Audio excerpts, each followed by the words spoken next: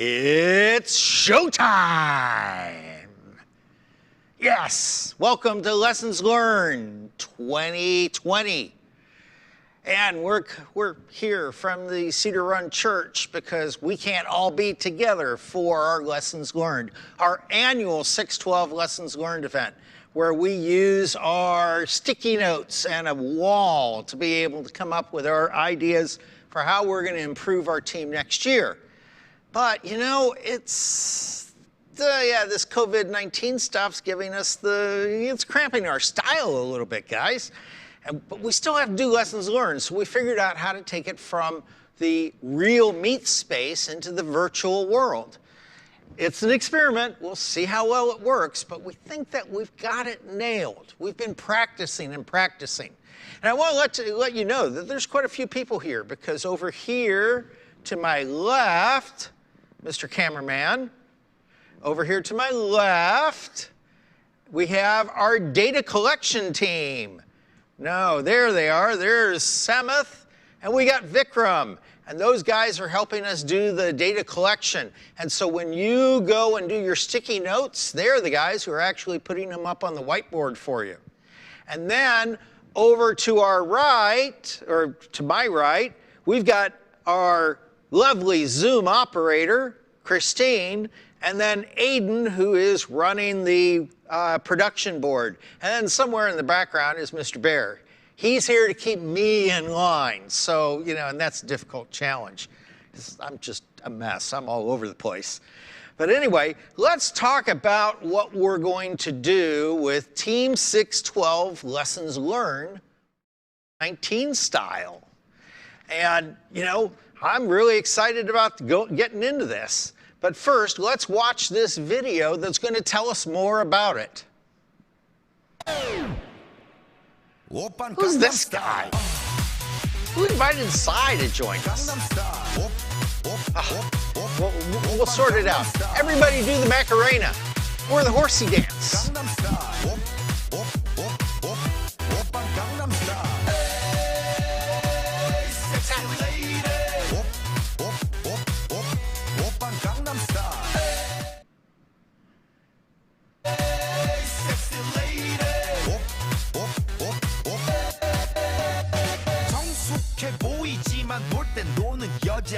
All right, well, maybe we figured out how to get around this problem. But, you know, wait a second. I'm going to take control from the master control board right here. Can we somehow get back to our Look, yes, it's back. So let's talk about how we're going to do our lessons learned COVID-19 style. So do you remember this?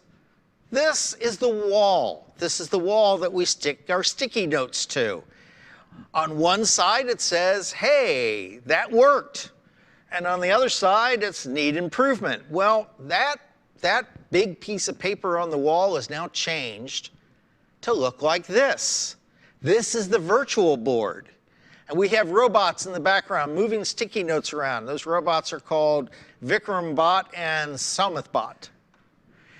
But if you want to be able to see this and tighter, you know, be able to see it, here's this link. Now, this link is important. This link will give you a good view of the wall. And it's also the link that you want to be on to be able to do the silent sort. Because when it's time for you to do the silent sort, our gentlemen in the background will be setting you up. They will cue you in and cue you out. Everybody's in a group. And the groups have been, you know, that spreadsheet's been posted out on the Lessons Learned Slack channel. And so you can see that in the Lessons Learned Slack channel, but you've got to have this link. And I would say run this link as a separate tab on your browser than the live stream itself, because this link lets you get in close and personal with the board. So while I'm talking, you should just pull up another tab on your browser and start entering it in. You should just do it now, says Mr. Schneider. Do it now.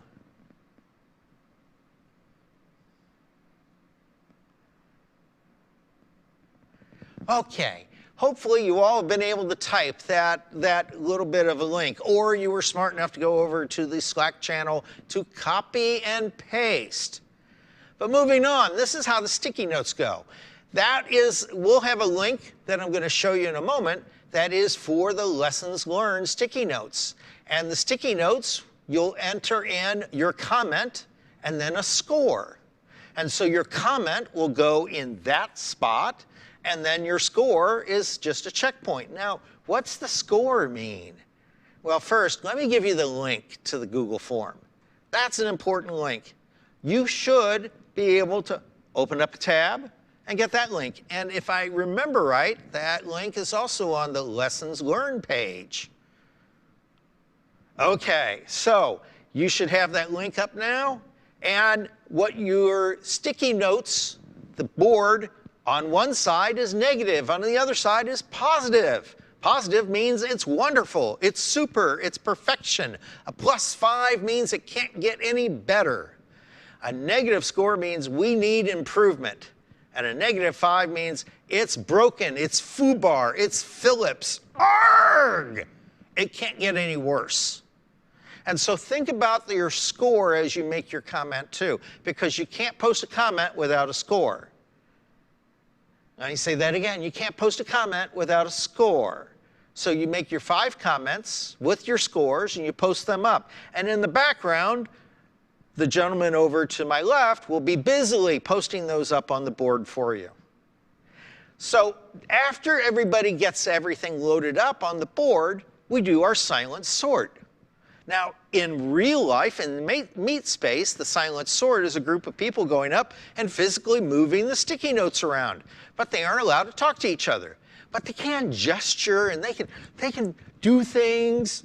But in this case, we aren't in the same space. So by all means, you could Slack each other, Slack message, or text message, SMS message each other, but you're going to be so busy in that 3 minutes doing your silent sort that you may not have time to be able to Slack somebody. Now, the goal. There's 2 goals. One is to move the sticky notes into categories. And then based off of what you see on the scores of the category, move the categories to where you think their center of gravity is on the board. Now, since this is virtual and we're all kind of doing this for the first time, be patient with each other and be patient through the process. And then, as you're being patient through the process, take some time to look at the board before you sort. So while all the sticky notes are going up, spend time looking at the board. Watch where everything goes so that you have an idea. And then while other people are sorting before your group gets to sort, watch to see what they're doing. Be patient, look at the wall, and then sort. After we do the sort, we'll do our group discussion. Now, the group discussion is going to be done as a Zoom call. Now, wait until we tell you to log in. Yes, we're giving you the link now so you could get that set up. But log in when we tell you. You're going to go into a waiting room to make your comments, and we will get through everybody's comments in the order that they arrive in the waiting room. You get 1 turn at the microphone, and we're going to kind of limit the comments. So if you start getting long-winded, I'm going to go, well, that's nice. We need to let some other people talk. And if you don't take that little bit of a hint that it's time to wrap it up, our lovely Zoom operator will cut you off. Now, if you don't want to comment, you don't have to comment. You don't have to feel like you have to comment. But we would love to hear everybody's comments. Just out of the respect for everybody and the amount of time that we have, keep it brief, please. Now, then we go in our brainstorm breakouts. And our brainstorm breakouts are going to be 5 different Zoom calls. Now, you don't have to go to a different Zoom link. The operator will switch you to those different groups. We've got group 1 with Shreya, group 2 with Fred, group 3 with Yatra, group 4 with, how do you pronounce that? Hajviska, and then Samuel. And I'm sorry if I pronounced that wrong. The Zoom operator will automatically transfer you to the breakout room. Your Zoom captain will lead the breakout session. Folks, you got about 40 minutes in the breakout, and there will be a timer on the live stream.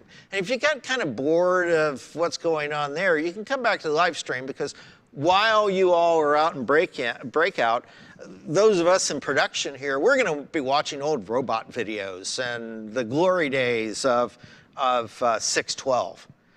So, but remember, you have 40 minutes. And then after the brainstorm breakouts, we do our stand and deliver. Stand and deliver is where each one of our breakout leaders present the ideas that each one of the breakout groups talked about. So if you want to comment or ask questions, message the Zoom operator via the Zoom chat and get in line as each one of the breakout people are talking. And then you can ask questions or make comments.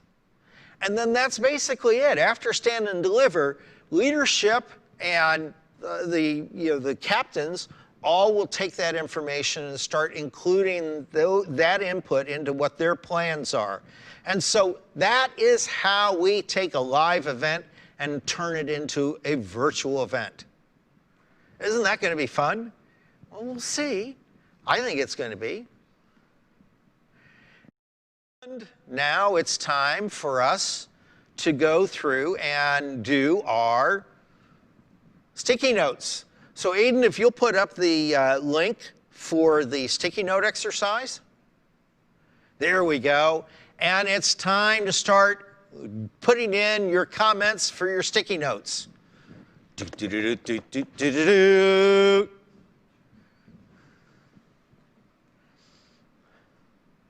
And while people are commenting, maybe we can drop in a video. Be a little entertaining. What do you think?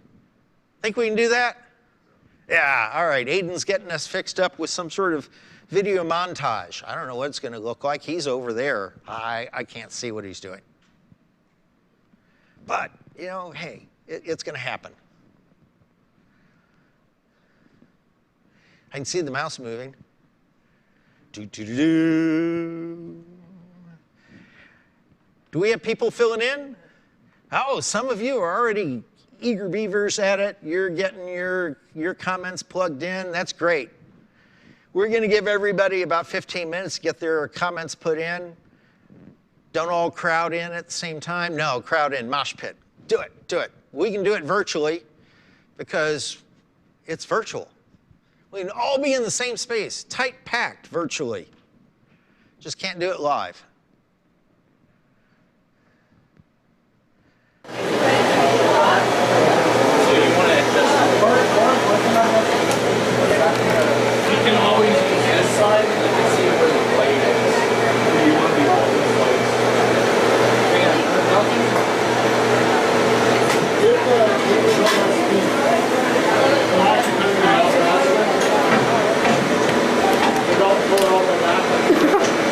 That was so smooth.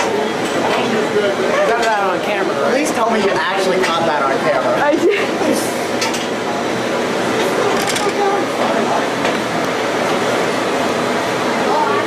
Yes, Fred.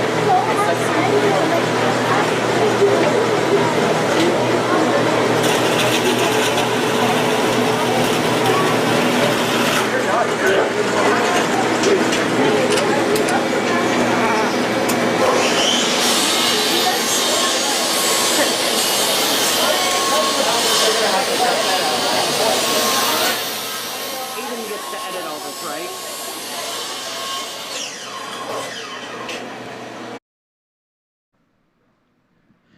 So hey, over here on the left-hand side of your screen is the Miro board. And you can see where we're already posting up sticky notes. Now, if you go to the Miro link, you can see this live on your own screen and be able to zoom in and see what the notes say. But while everybody's posting their sticky, getting their sticky notes posted up, Samath and Vikram are out there posting the sticky notes out and getting the board built.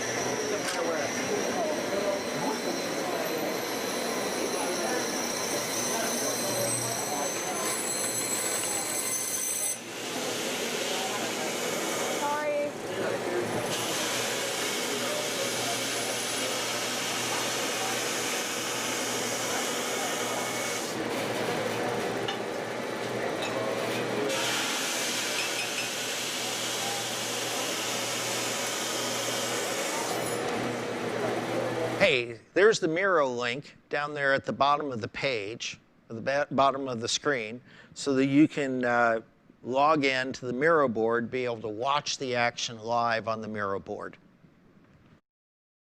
Last time it's just making sure that you're taking into account the place and starting to keep our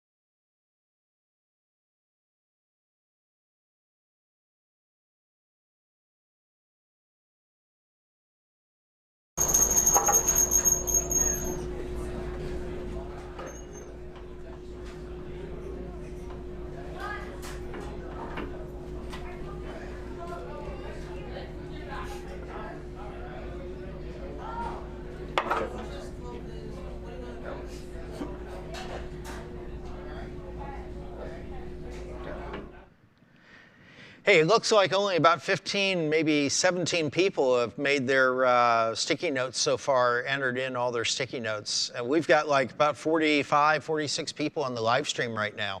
So if you're watching the live stream, you haven't done your sticky note form yet, you better get busy.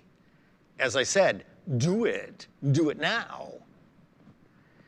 But while we're waiting, Aiden, if you'll just bring up the board itself. I want to zoom in on a couple of things.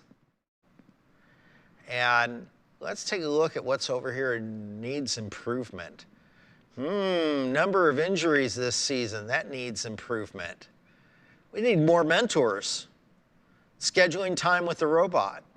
Communication between CAD and mechanical. Climb needed some help. Our design needed some help, I guess. Autonomous needed some help. Giving work to everybody during the build season and how to use tools in the shop, interesting. Planning about the robot. Cleaning up the wood shop. We needed more help. Yeah, we didn't do a fantastic job. We did an okay job. And then, gee whiz, I go over here and look at the safety. Sub-team bonding, documenting inventory. We did better on that this year. Our spirit is only a 2. Wow. Wow, that's going to makes for some interesting conversations. Team organization, a +4. Team spirit level, a +4. So, we'll see. There's some people that nobody's, other than using Slack, nobody else has anything that's really working well. That's interesting. So, we'll give you guys a little bit more time to get everything loaded up. As I said, the sticky note link is here on the screen. If you have not done your sticky notes yet, get doing it. Just do it. Do it now. Take it down.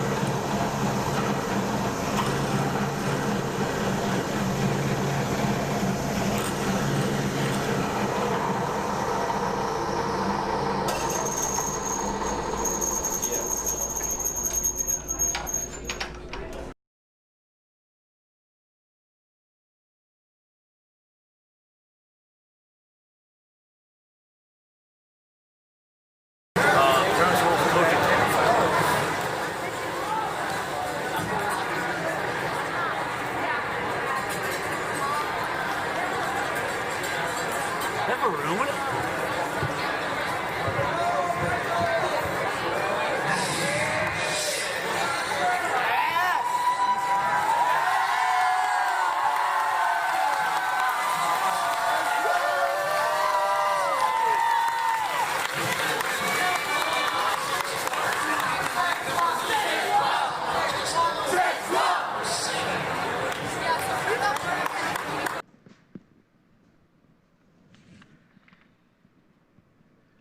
All right, folks, let's keep getting those sticky notes entered in. If you haven't done it yet, you still have time. Hurry, hurry, hurry. There's the link. Get it updated. Do it. Do it now.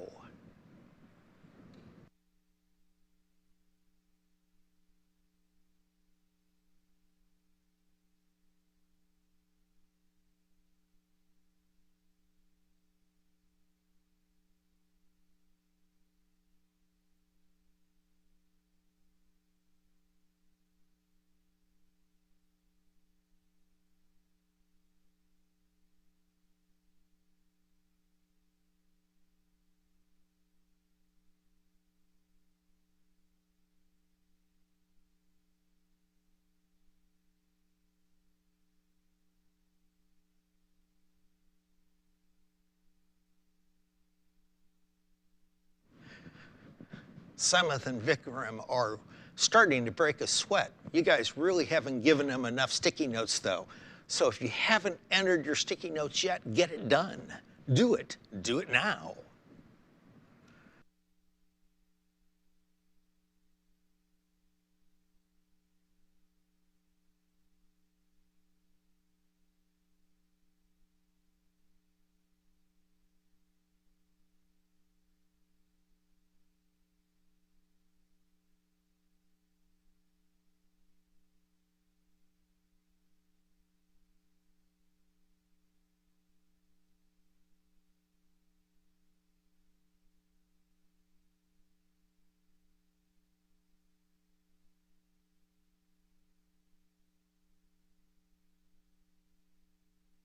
Taking a little bit closer look at the middle of the road here. Our climb was a 0, our intake was a 0, cleaning up the wood shop is 0, how we test the robot is 0, troubleshooting is a 0, building a practice robot is a 0. Well, it means that it's like not too hot and not too cold is what 0 means. It's interesting. Building a practice robot, well, that was a good thing. We did a really good job of building our practice robot, didn't we, folks? It'll be interesting to see if anybody else posts building a practice robot and where they put it.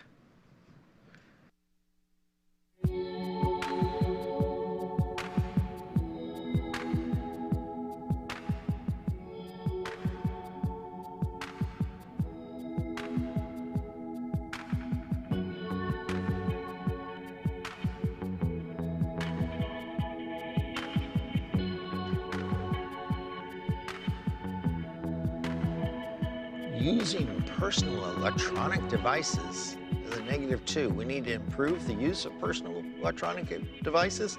That'll be interesting.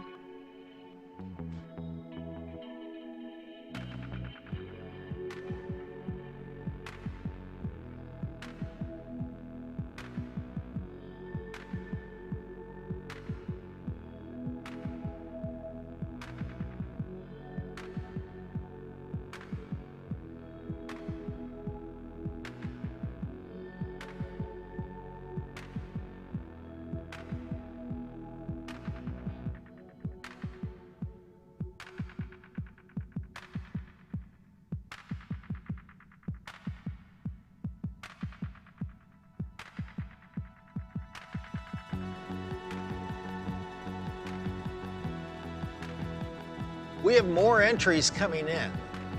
So if you haven't done your sticky notes yet, you still have a minute or 2 left. We're going to give you another 2 minutes to get it done. Do it. Do it now.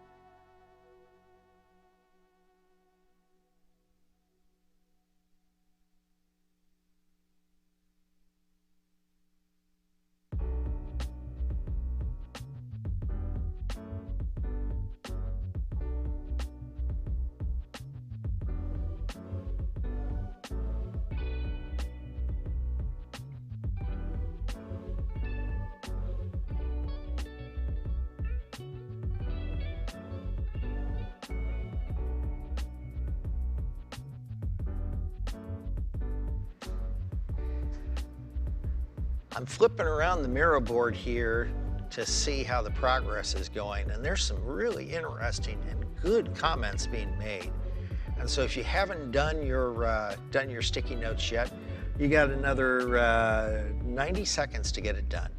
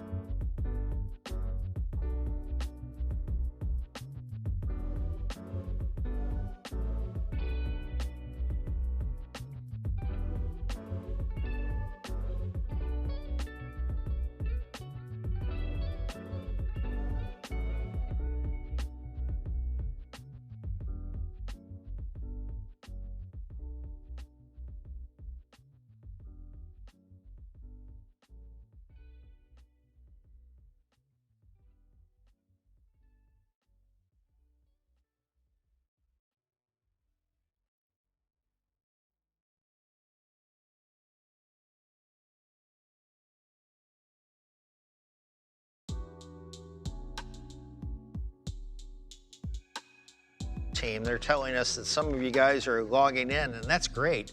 Please use your real name. Don't use a joke name. Don't use some sort of crazy handle. Don't be Crazy Frog. And definitely you can't be Mr. Schneider, because I'm Mr. Schneider. The one, the only. But use your own real name. Be the person that you are when you log into the Zoom channel, so that we know who's actually giving us our comments.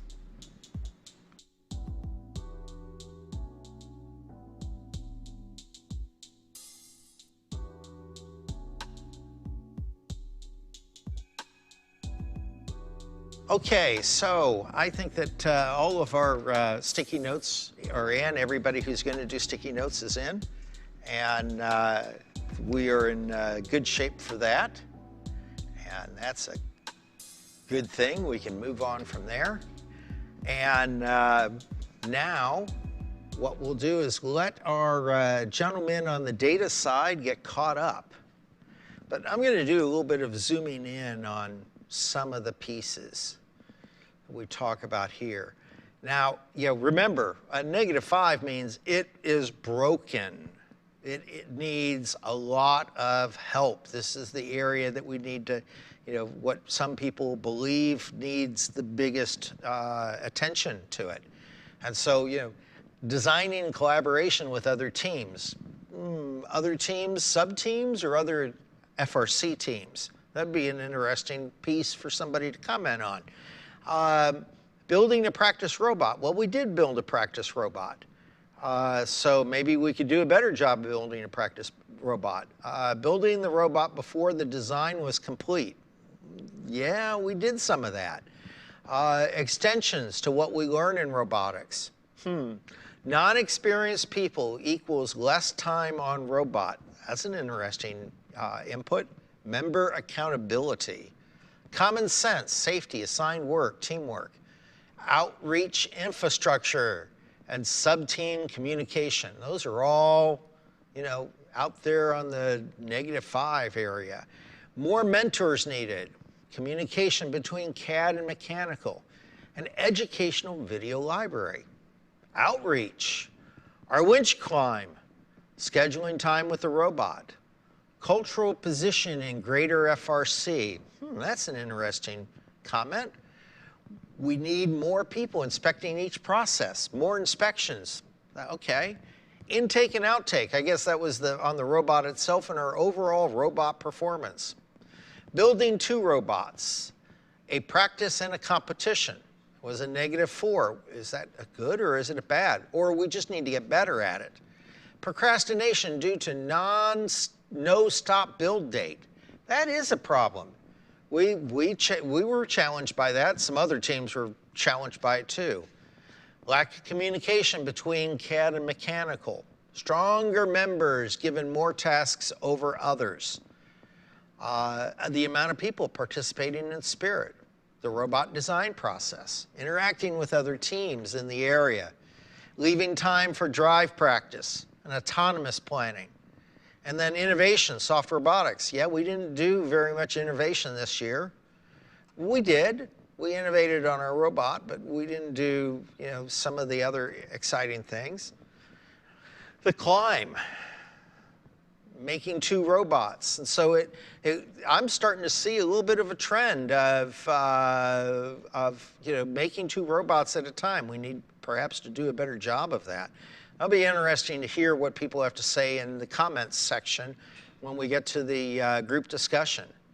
Laying out a build season plan early on. Easily distracted members, less involvement. Well, yeah, we all have a challenge with our attention span at times. Greater presence in FRC culture. Okay. Cleaning up the room after meetings. Accountability. Time efficiency in tasks. Ample space to test the robot. That's an interesting challenge.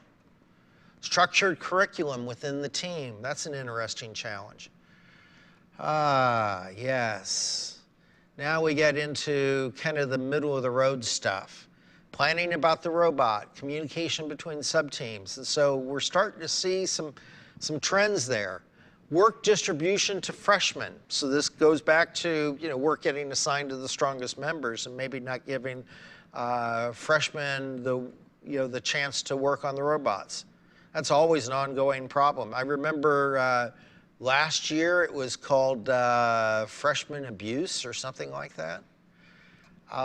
Safety, inter-sub-team bonding. That's a good thing. Documenting our inventory, the method we use to design the robot, the goals, prioritizing time on the robot, using CAD effectively, and an efficient design process, reduce the work effort. Color wheel, we did well with that. Okay. Selecting drive teams, proper tool handling. So we probably improved over what we did last year. Our spirit needs improvement, perhaps. It's getting a +2. Team spirit, +3. Features of the robot, sub-team teamwork, cleaning up after robotics. Captains were good teachers, positive attitudes. That's good. Now remember, we're all on the positive side. This is all working. Our team culture is working better. Our robot design process is working better. The t-shirt handout process worked better. Captains made sure everyone understood everything. All right. West Coast Drive was a rigid and tank live drivetrain. Okay, great. Team spirit again, mentor assistance, team culture. Let's get to the number 5s. Remember, the number 5 means it is working and it is wonderful. So partnering with 1895, using Slack, our student pride, optimism in the face of any challenge with the bot. Having fun overall. We gotta have fun doing this, right? Yeah, that's the positive F word. Leadership. Socializing, good sportsmanship. Plenty of jobs during competition. The food was great. Hey, Kai Ferguson. Oh, he's wonderful, yes. Well, he's our leader. We all bow to him. Learning distance planning. Okay, all right. And new opportunities for newcomers. It looks like perhaps we've got everybody there on the board. Is everything sorted, gentlemen? Okay. So I'm going to zoom back out and then go back over the rules for silent sort. Aiden, if you can pull up the silent sort slide.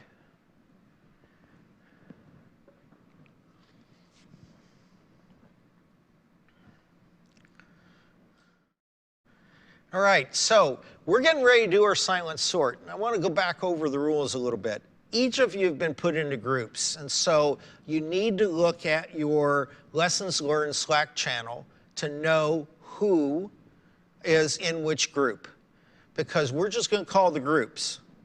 And group 1 will be the first group that's going to have the chance to sort. Now, when you sort, you're going to have the ability to go move the sticky notes.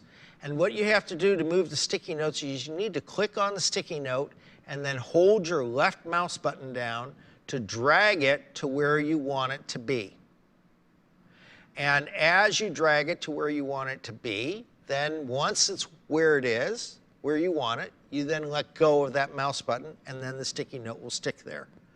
And so we've got some folks in the background already starting to silent sort, which is a wonderful thing. The first group has already kicked off. Have they? We've got Ashwin moving around. Huh? He just has access, so he's looking around. So if you want to be silent sort, you've got to be on the Miro board. And the link is up there right now on the page, on the screen. So get logged in to the Miro board to be prepared for silent sort. And we'll give you about 30 seconds to get logged in. Now, group 1, are we ready for group 1? So group 1 should be ready. Go check your Slack message. And where did we message them again in Slack? It's what? Group 1 on Slack is a channel. Group 1 is a channel on Slack. And you've been invited to that channel. And that channel has the link for you to be able to go and do your silent sort, which it looks like people are now crazily sorting away. Yes, I see things moving around. So, silent sort.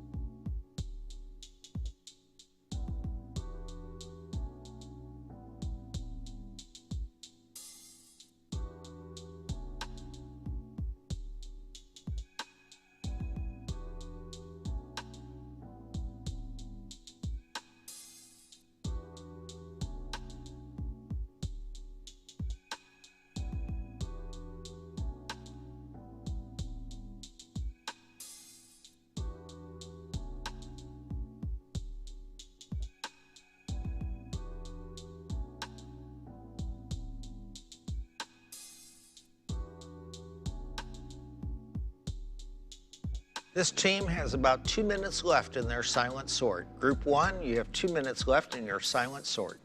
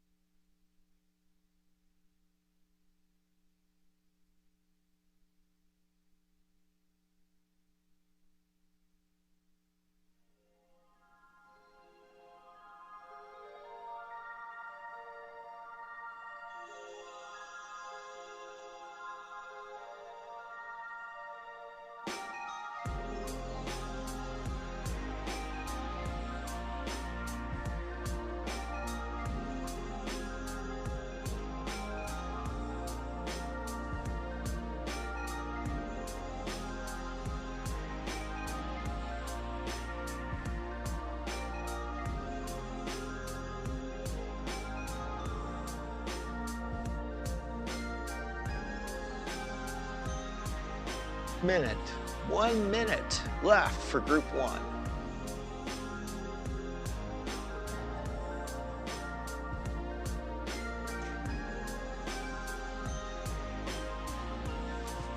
What's that?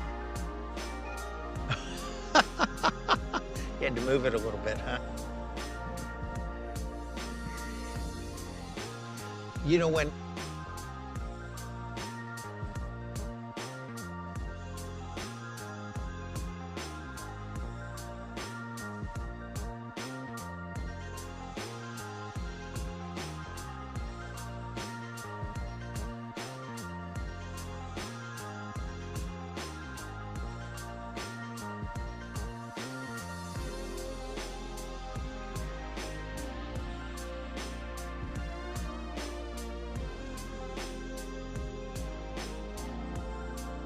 hey, it's time, group 1, for you to wrap up, and group 2, it's time for you to jump on. You should have a Slack channel out there for group 2, and that will have the link, and you're fired up and ready to go. Group 1, you're going to be done here in just a moment or two, and you won't be able to do any more sorting. Yep.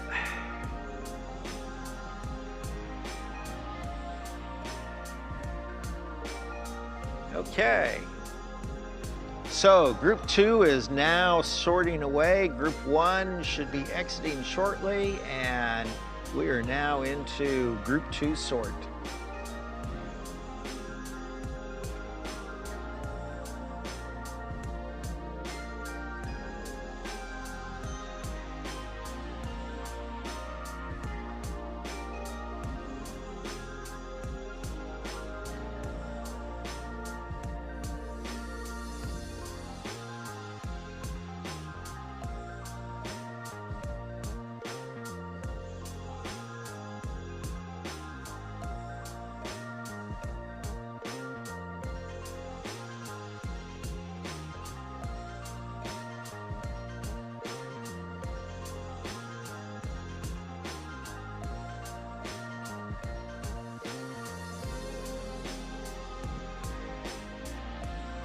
Group 2, you've got 2 minutes left in your sort.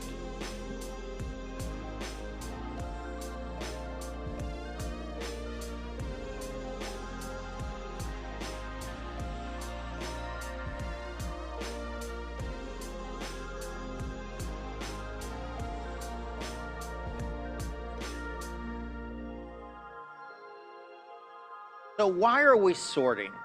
Some people are in the chat coming back. Why are we sorting? Well, we're sorting because just because one person may think that our robot design deserved a -4, you might have had a whole bunch of other people that said it deserved a +4. What we're doing is we're sorting to gather everything together by category, to create categories. And the categories are loose. I, let you guys figure out the categories. And then as a group, as we pile these together, we can then move them to where we think that they should be in our spectrum of needs improvement to works well. So we're sorting the category, and then we're moving the groups to where, based off of the scores, where we think that they belong on the spectrum. It's no different than we did last year or the year before. It's just we're doing it electronically versus with the sticky notes today. But the first step is to build the categories, and then the second step is to move the categories to where we think they should be.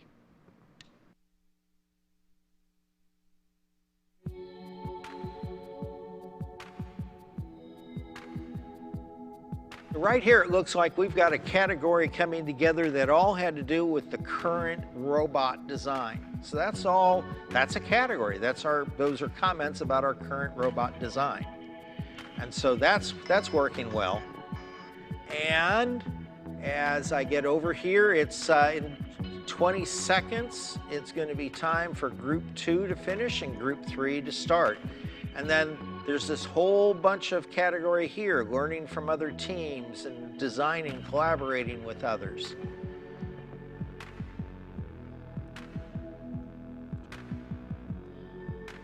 So group 3, you should be, or group 2, you should be wrapping up. Group 3, you should be getting ready to launch on.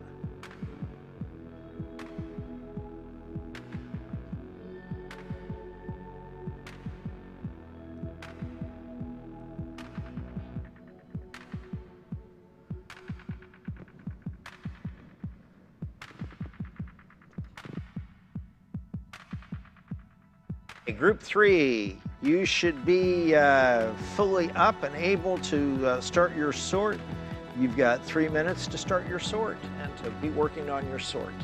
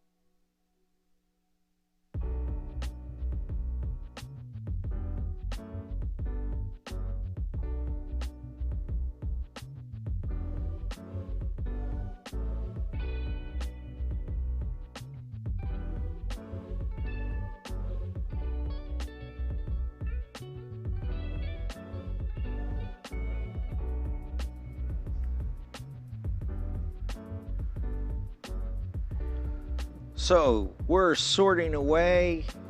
Got about 1.5 minutes left on the sort, folks.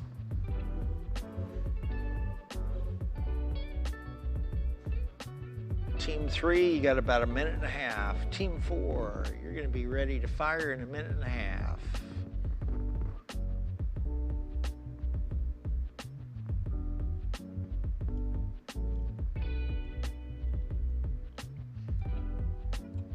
I see Anushka, she's out there sorting. That's great.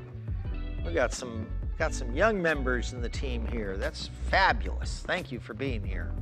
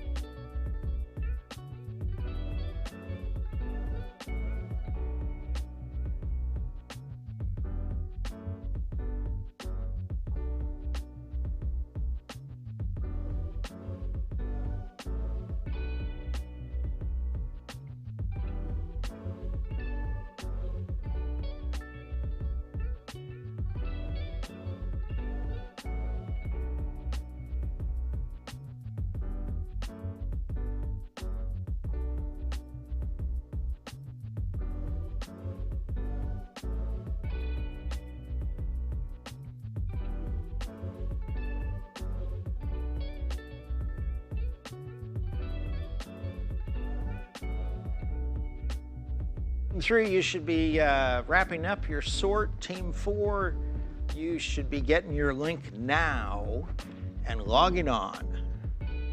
So we'll have the big transition between Team 3 and Team 4 and continue the sort.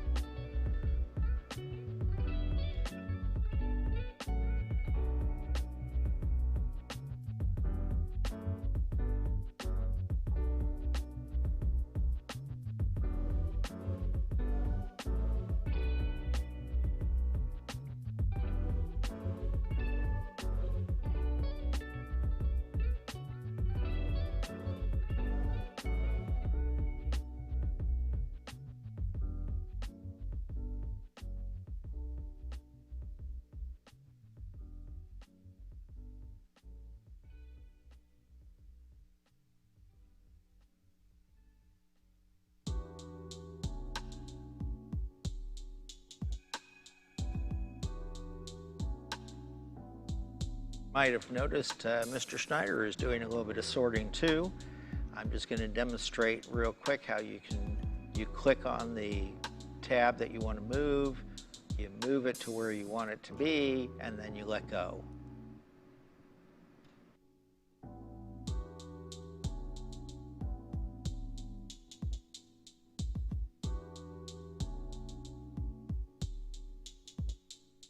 Big pile over here talking about knowledge of other sub-teams, designing collaboration with other teams, and then stuff to do with the robot.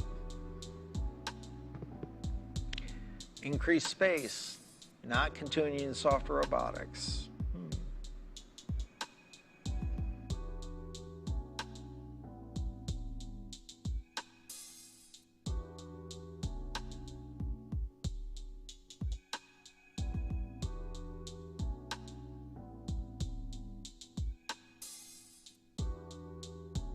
Well, it looks like our team culture is doing fairly well over here. We've got a big pile, big category here on team spirit and team culture and positive attitudes, and you know, how all that comes together, which doesn't surprise me that we feel pretty good about that, because we do win spirit awards, and teams expect us to be out there with our heavy spirit.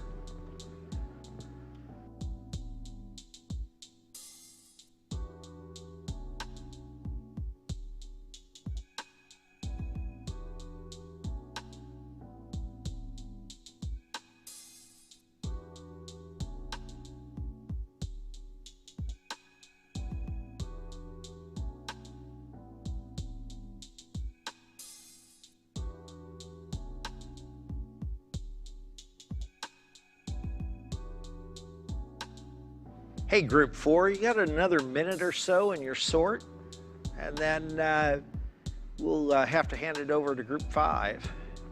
So Group 4, you got about a minute left. Group 5, get ready to go.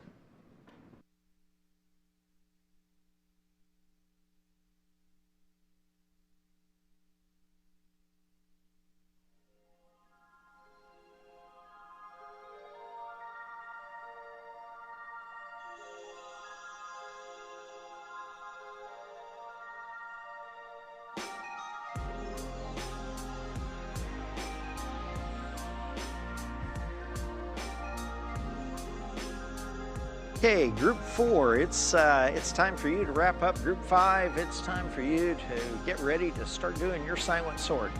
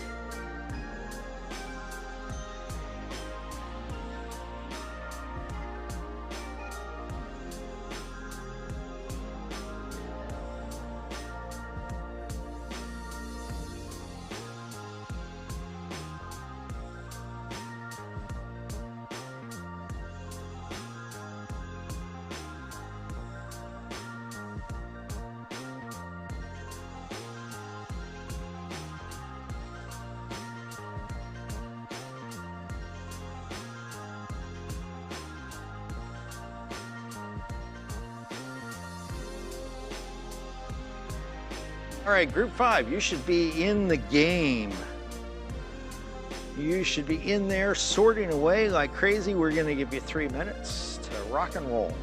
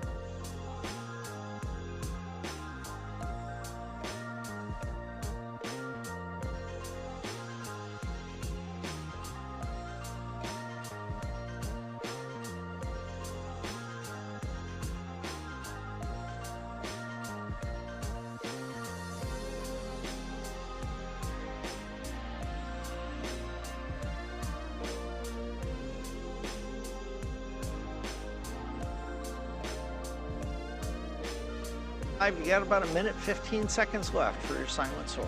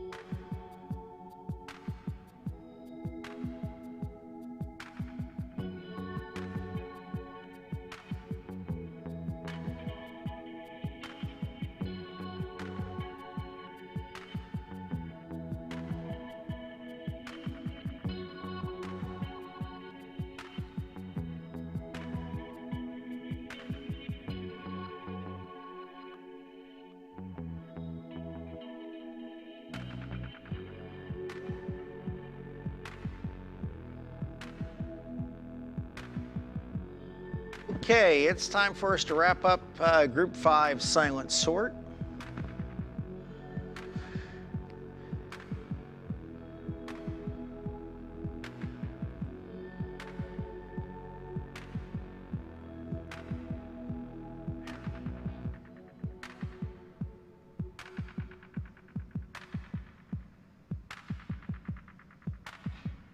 Whoa, some people grabbed some of our graphics, moved it around.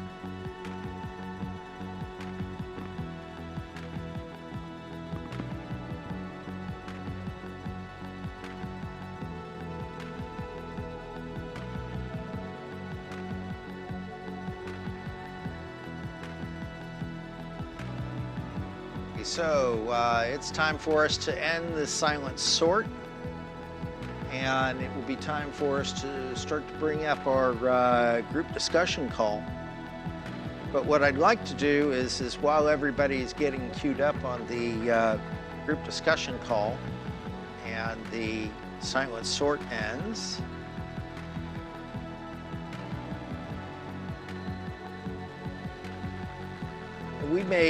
what I may do is ask a couple of people to come back to help do a little bit of cleanup in the background.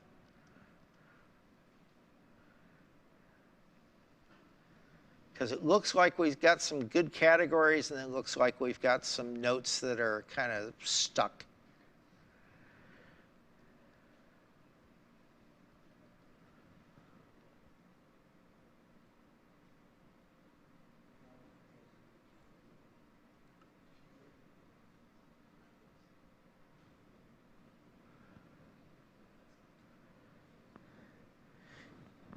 Okay, Aiden, if you can pull up the pie chart for us.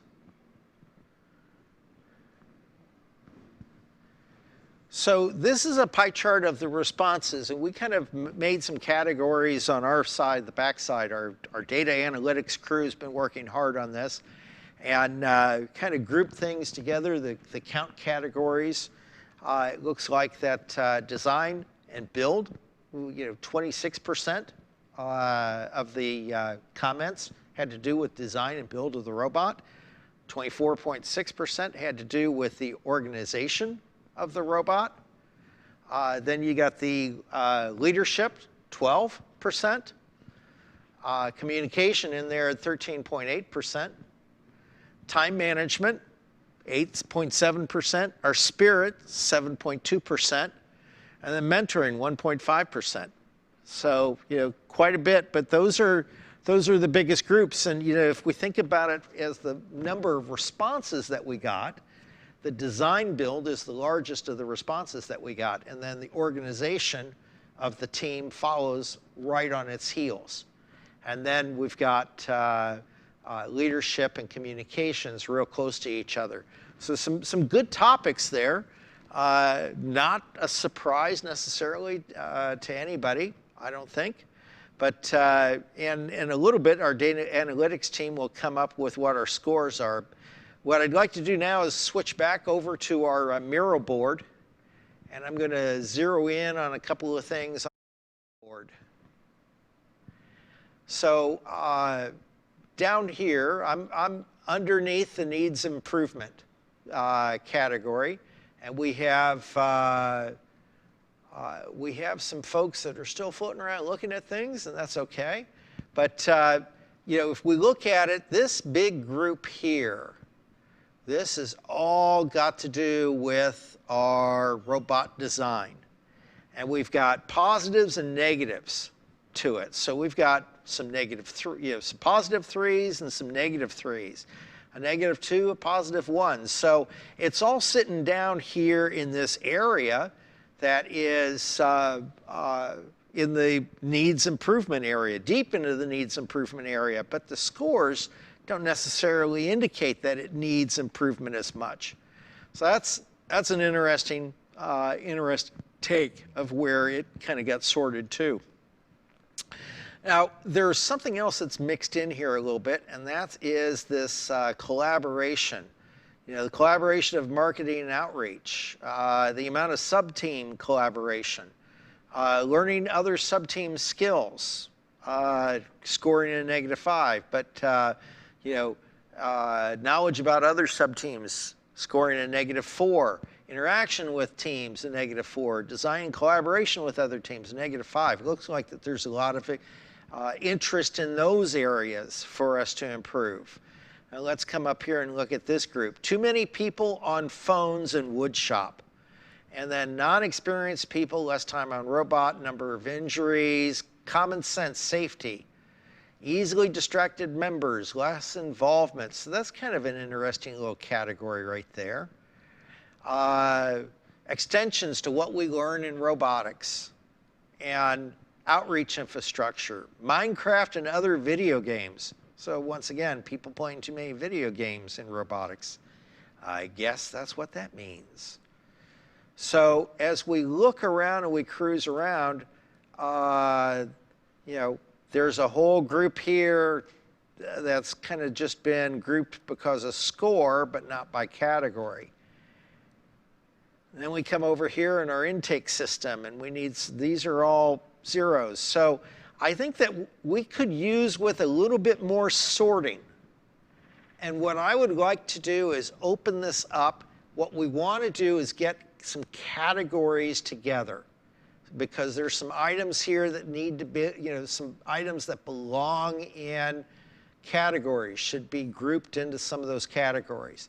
So Aiden, if you can put the pie chart back up for a moment. As you think about the categories, we've got these categories out there that, you know, they kind of fit this. Design build, that's a category. Leadership is a category. You know, the organization of the team is a category. Time management is a category. So start thinking about those. It's now time for us to get some of these little loose ones tied in to where our categories should be. And the data analytics folks are still working on some other charts. But what I'd like to do is let's let group 1 back in to do a quick sort. I'm going to give group 1 2 minutes, just 2 minutes, to do some cleanup sorting. So group 1, you can start now.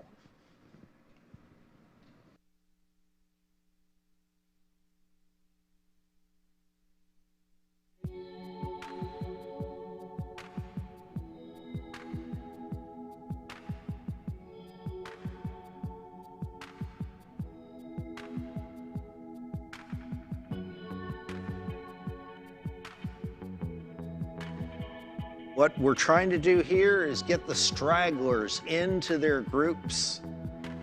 Get the stragglers into their groups. That's our mission right now. Find the little stragglers and herd those little doggies into their little herds.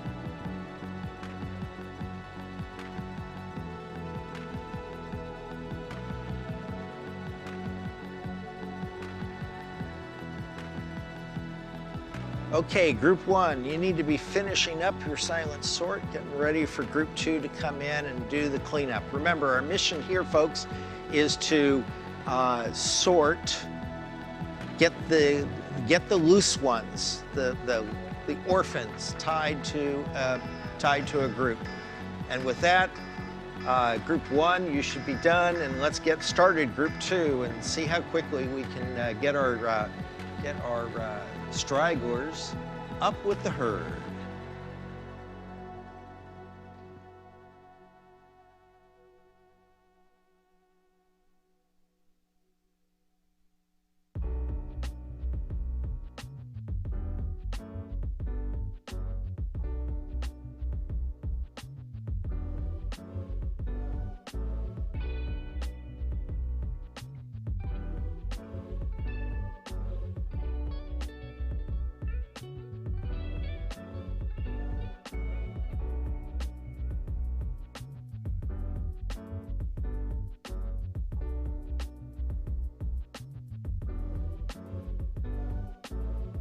Group 2 should be in their second stage of silent sort, getting the stragglers in and grouped together with the groups.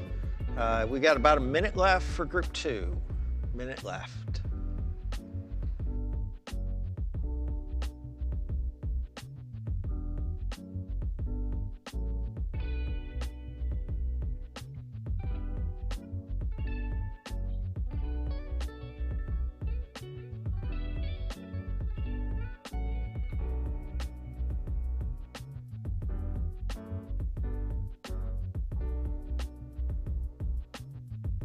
Seconds. Group 2, got about 40 seconds. Group 3 should be getting ready to fire in.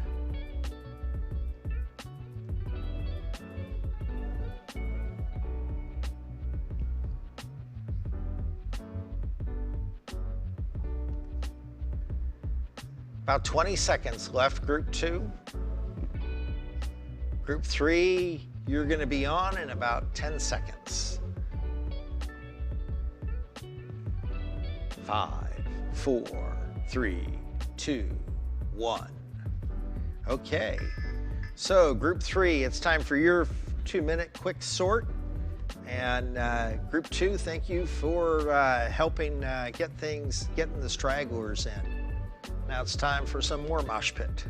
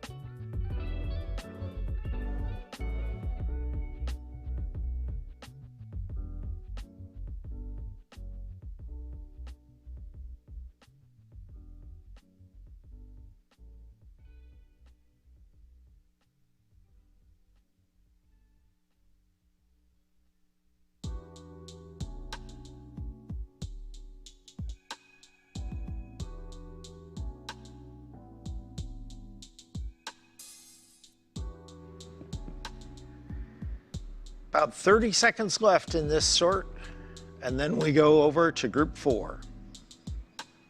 Group 3, you got about 20 seconds left.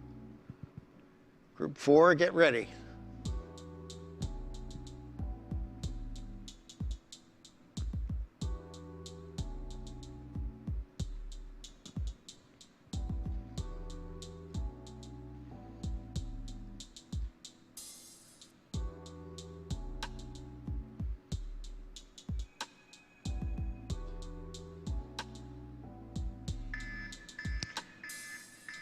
Okay, group 4.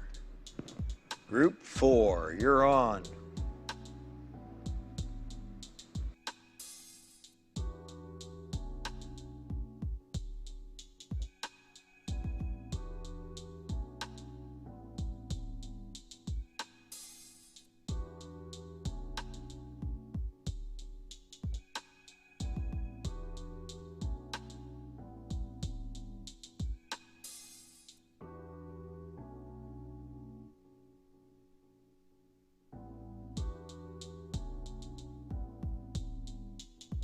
I like this note that says, keeping the freshies interested.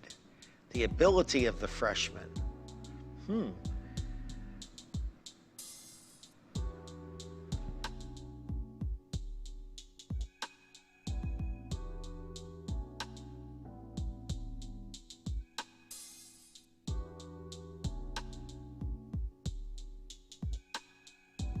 There's an interesting balance between priming members for leadership before leadership, a +2, and then priming members for leadership before leadership, a -1. It balances. Well, not quite. But that's interesting. Some people think that it needs improvement. Somebody else thought, hey, it's doing pretty good. Got about 35 seconds, Group 4, finish up. Group 5, you're going to be on deck in 30 seconds.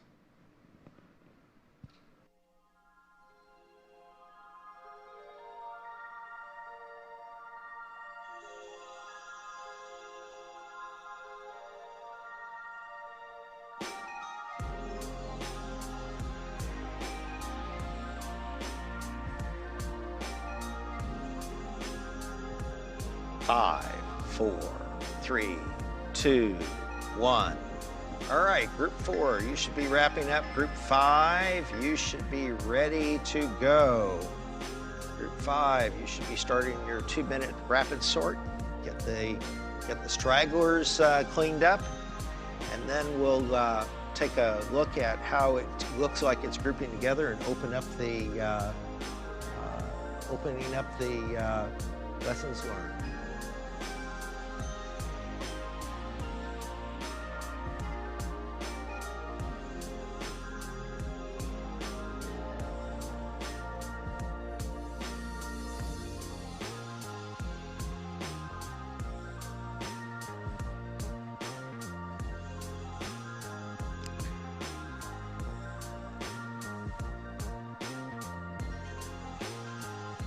About another minute left.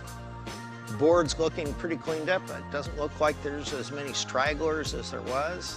What's this little straggler? Troubleshooting. What would be troubleshooting part of? That looks like it's a straggler. Continuity, students showing up for every meeting. That looks like it's hanging out there by itself. They can take care of that little straggler. Selecting drive teams, drive team preparedness. That's a little group.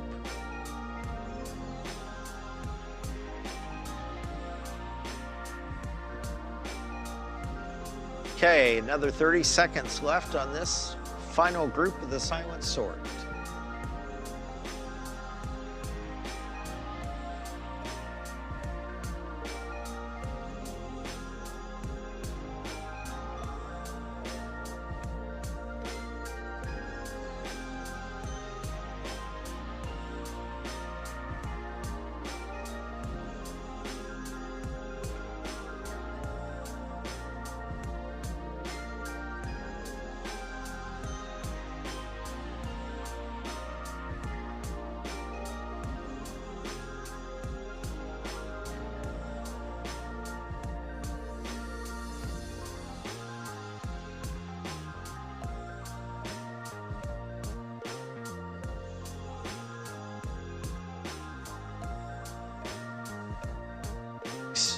We should be wrapping up the silent sort.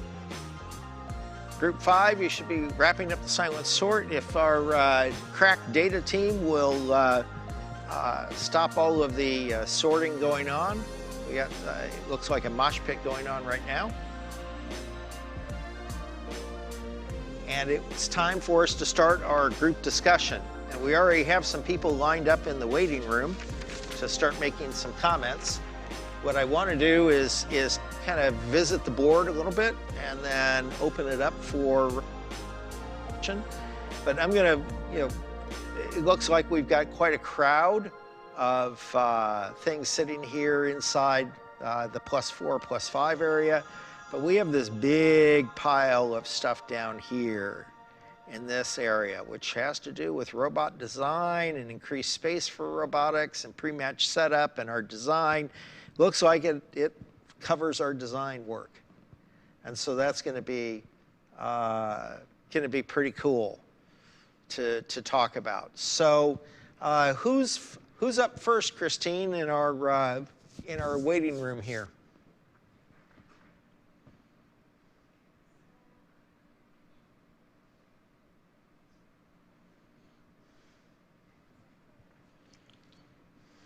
Like on the Zoom group chat if you'd like to speak first.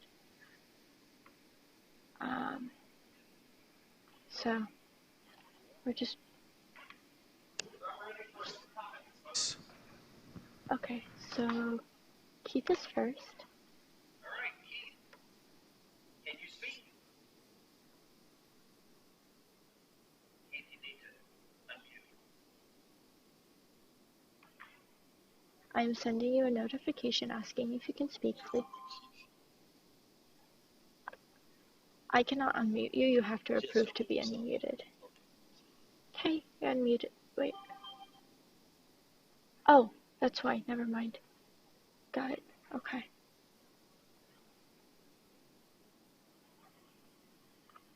Yes, we can, Keith. Let's keep it now.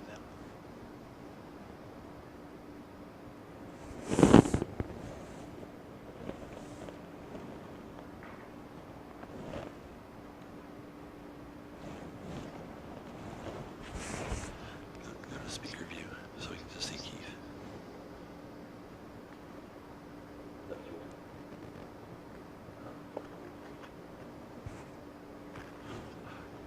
He's not hearing you. Are you hearing Keith? We're not. We're not hearing you.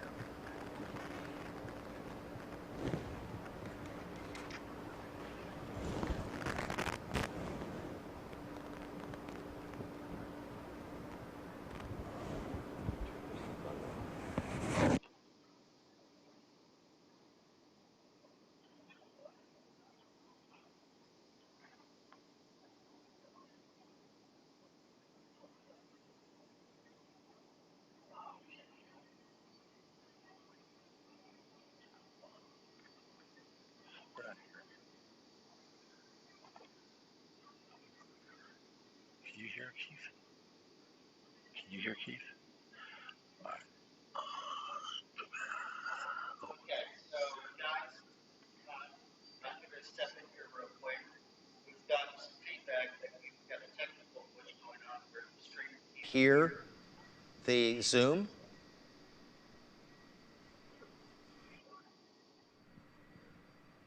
So hang on, Keith, for just a moment. We're getting that worked out right now.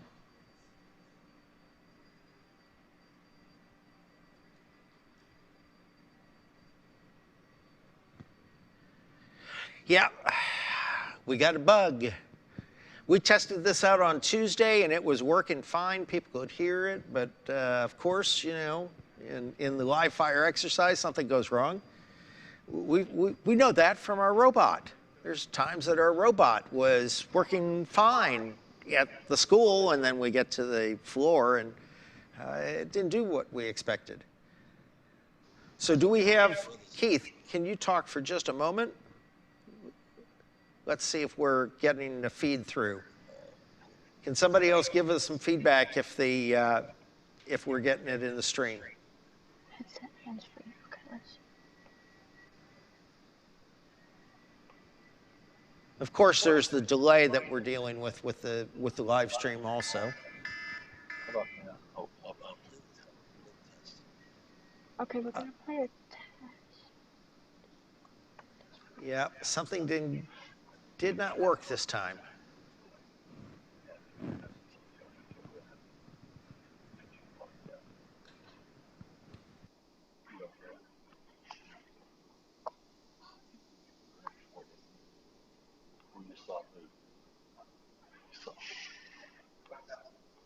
We saw it move. Supposed to, but didn't pick up.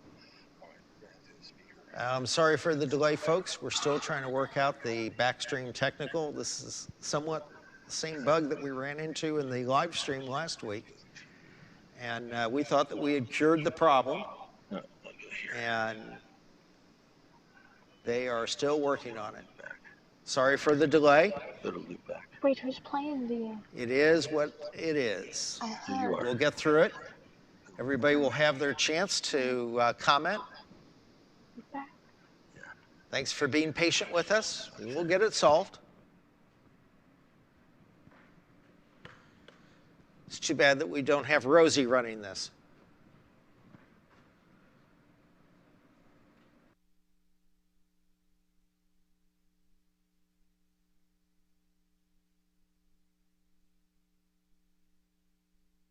And we're still working on this.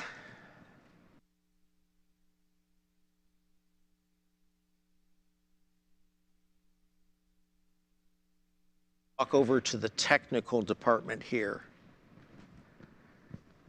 And just look over here, properly social distance as they are trying to solve the problem.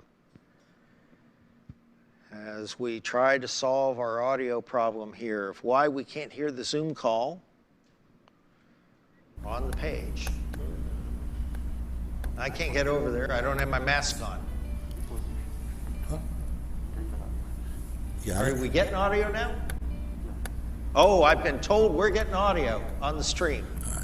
So hopefully we have resolved the issue. Hey Keith, you still with us?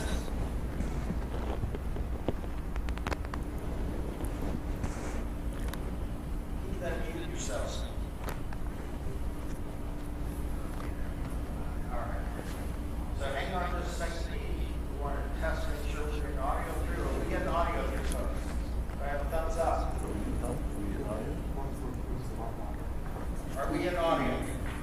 All right. Anybody out there on the live stream, are we getting audio? If you're on the Zoom call, we're getting audio. We're hearing you through the line, through there. So Keith, is Keith unmuted? Keith is unmuted. Talk just a moment so they can test that. Did you hear Keith? I can hear him here. Not skinny. You have to turn your sound up a little bit. Keith is very quiet. He needs to speak up. Keith, can you speak up a little bit more? Speak up. Oh wait. Keith, can you speak up a little bit more? Can you hear him now? Maybe mute yourself.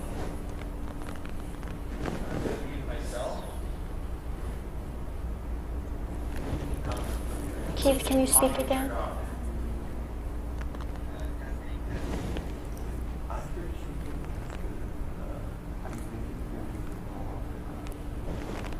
I think it's Aiden. I don't think it's me. I'm hearing you. Yes. Mute yourself for a second.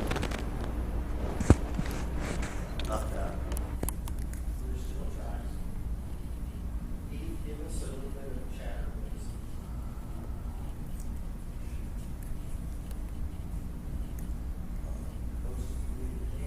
Somebody needs to tell Steve to talk a little bit. We want to hear audio. Bring some of it. Keith, can you talk a little bit? I don't know where I heard you from. Hold on a second. Let's do this one more time. That's okay. That's all right. Are you hearing that tone?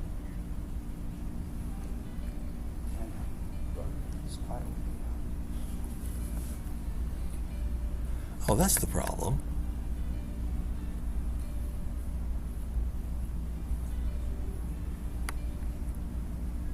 Oh, it's still connected to my headphones. Oh, did it come through? There it is. Found it. Sorry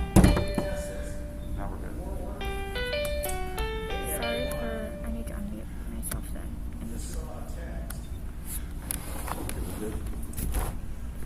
Found it. Yes. I just got a thumbs up. Let's try Keith again. And you unmute my microphone, please. Yes, I can. Give me a second. I need to scroll. I've been muted, so I can't converse with Are you saying something, Christine? Because now I can't hear you. Keith. What? You should be live. Alright, so as I was saying,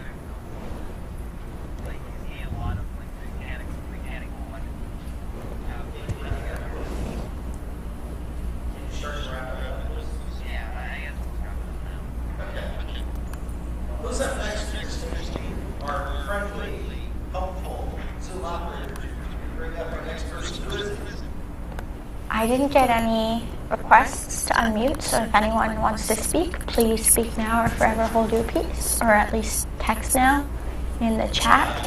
I'm going to start taking some volunteers here. Okay, so we got Kai.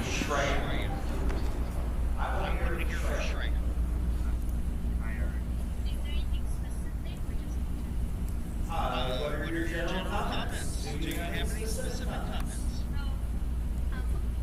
One of my comments was the lack of communication between CAD and mechanical, and I feel that both of those sub-teams should be like collaborating the most, because CAD and mechanical should be like always working together. They should always know what each other is doing, because but our team doesn't specifically run like that. I like to think that we start off every year like, oh, this is the year that CAD and mechanical is going to work together.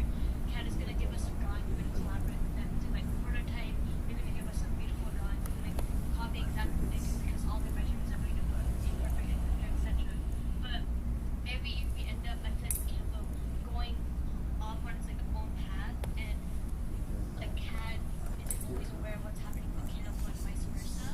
And there's like so many potential like ideas. Like I remember talking to CAD and they had so many amazing ideas for design, but I feel mechanical will just accept.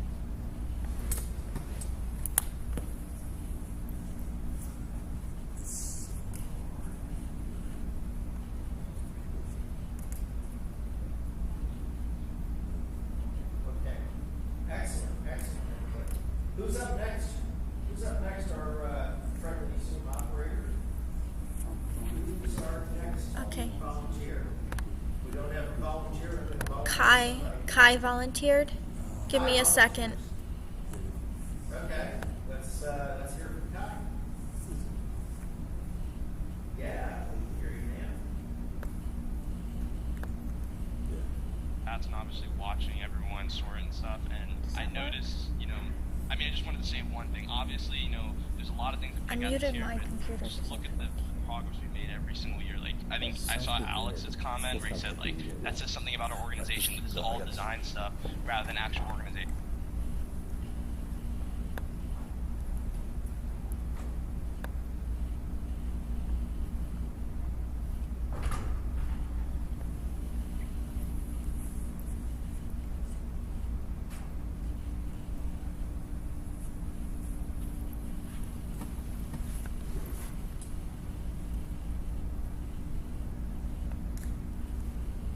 That could be improved.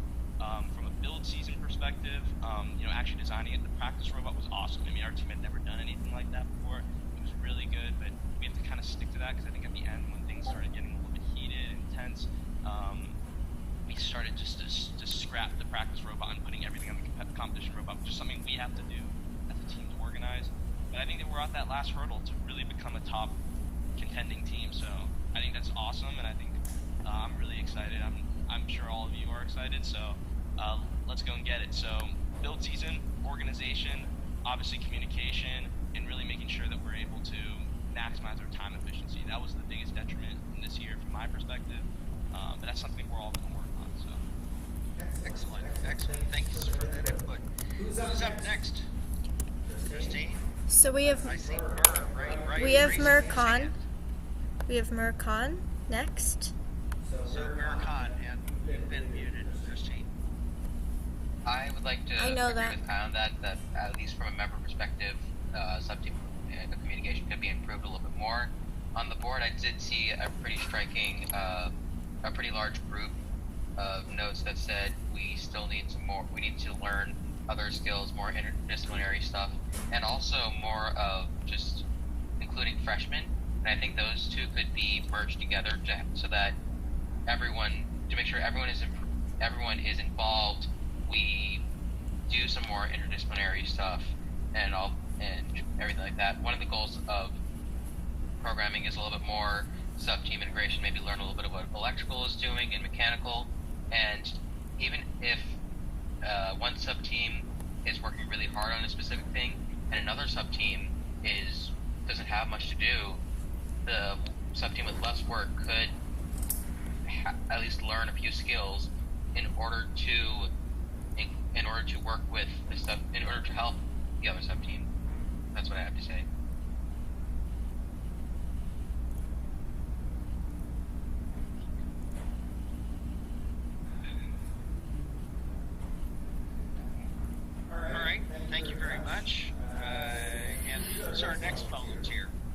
We have Good next. Who's going to be next? Or am I going to pick somebody? Hello. Who's good? Who is this? Oh. How did it show up as that? I don't know. Who is this? I'm Prahalid. Ah, Prahalid. Welcome. Yeah. Okay, so what's your comments, man? So I just wanted to comment on one thing. So last year when we did lessons learned, one of the 6 main categories was literally drive team organization and communication. And the fact that if we went from so many problems in that aspect to only 3 people like saying anything about it, like it just shows that like we've really made like a huge progress in that area. It does. It does. I agree with you. That's all I have to say. Okay, very good then. So our Zoom operator is our next volunteer. We don't have a volunteer yet. Okay, so since we don't have a volunteer, I'm going to choose a volunteer. And hey, Phoenix Lee. Phoenix Lee needs to make a comment, I think. So let's bring Phoenix up and see if he's willing to say something. Phoenix, you with us? Hello? Oh, I guess not. He's not going to take that opportunity. Let's flip down to Fred. Fred, can you hear me? Oh, now we can hear Phoenix. Okay. So Phoenix, you got some comments? Yeah, I actually like to say something regarding practice and like drive team practice. I know that like a lot of our time is placed on like building the robot, improving it, testing it, that kind of thing. But I think that I see like the trend that every single year drive team practice has been like pretty much shoved to the side, pretty much like not some kind of makeshift strategy or something. We just discuss it right before each match, and it kind of like it scares me how like every single match it's like we're all on edge. We don't have exactly an actual strategy. Exactly. We don't have like a plan as to what we want to do. Like climb wise, we really didn't climb like we probably could have made more if we practiced it more or made more improvements or that kind of thing. So I think that we should probably implement more practice time, drive team practice time to next year's season. It sounds like it's not just more practice time, but it's also coming up with a set of here's the strategy of how we're going to play, and then that guides the tactics that we choose. Yeah, exactly. Does that sound right to you? Yeah, it does. Yeah. Okay, great. Well, thanks so much for those comments. That's insightful. We did make some great improvements over drive team management from last year to this year. We got strides to be able to continue to improve it. Right. So our friendly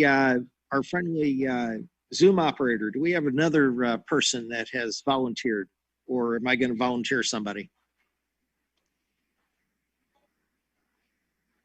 Okay, so we're only giving everybody one chance to step up to the microphone, and I would like to get some other feedback. Fred just gave me a thumbs up. He's ready to go, I think. All right. Hey, Fred. Building off of what Phoenix said with drive practice, I like how we built a practice robot, but I feel like we took way too much time on it because towards the end of the season, like week 4, week 5, we were still building the practice bot, and it wasn't being used as a practice bot. It was being used just to build on it. And I think if we're going to build another practice bot, we should do it in a more timely manner and use it as a practice bot. Get the practice bot built, but also speed up what we're doing on the construction of the actual bot. Yeah, that goes back into procrastination because of no stop build date. Okay, I remember that one. Yeah, that makes sense. Anything else, sir? Not really. Okay, well, thank you very much for those comments. Hey, our friendly Zoom operator, do we have another comment ready to go, or am I going to pick a volunteer?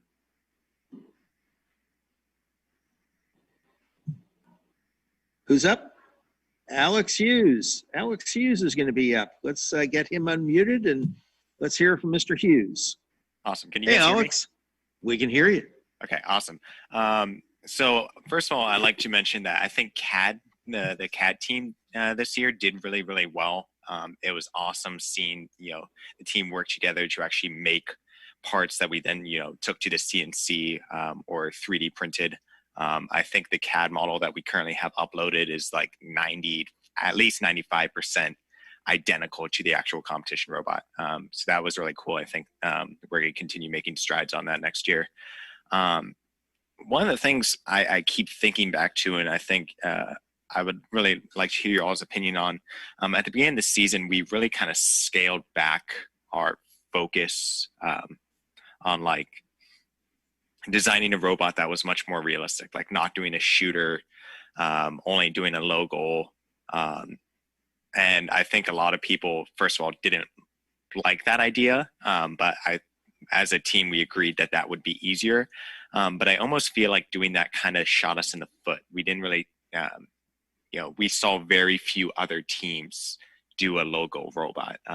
It's almost like the meta of the game went somewhere else, and we weren't able to read that. So any ways that we could, get better at seeing where the rest of robotics teams are going and whether we should follow them, I think is something we should focus on.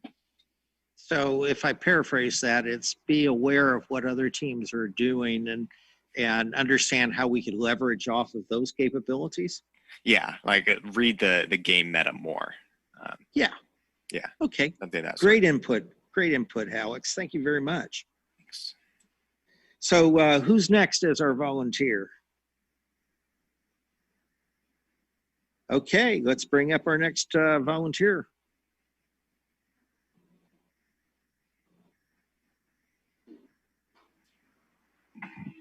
Okay, so one of my main issues, I think, first of all, I think we should spend a lot less time on building the practice bot, as a lot of other people said. And second of all, there were a lot of instances where I know a lot of other sub-teams face this, but where electrical, we ran into like multiple problems with like pneumatics and the compressor breaking. And a lot of other sub-teams got mad at us for hogging, like quote unquote hogging the robot for the whole meeting. But I think that should be something that everyone else understands, because that's not really something in our control. And yes, we were all like spending the whole meeting fixing it. Like, we weren't really doing anything else except fixing the robot. So, and we were all really stressed at that point. So I think it's a good idea to keep in mind that everyone else is working hard and trying to fix the problems. So if someone quote unquote hogs the robot, then I think that we should be understanding of why they did it and for what reasons. I think that's great input, and that goes back to better communication of why, and then also being a little bit more patient with everybody on, we need this sub-team, the electrical sub-team needs to work on this for a little while, and then comes mechanical again. So being able to work better together at the same time on the bot it's always a challenge. But I think that's a great comment on your part, Shreya. Mm-hmm. Anything else that you have? Not really. I think another aspect is we need to make sure that we incorporate freshmen and treat everyone equally so that everyone gets the same amount of workload. Freshmen maybe a little more because they're still learning, but other than that, I don't think so. Okay, excellent. Thank you so much for your input. Mm-hmm. I appreciate it. Who's up next as another? Do we have anybody else ready to volunteer before I volunteer them? All right. Gusamar, can I tap on Gusamar? I want to hear from Gusamar. Can we unmute him?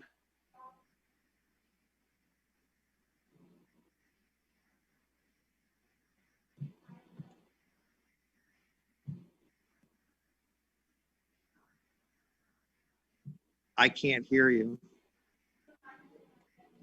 Yes, so Gusamar, you have to unmute yourself, please. I'd like to hear your input, Gusmar. Can you unmute yourself?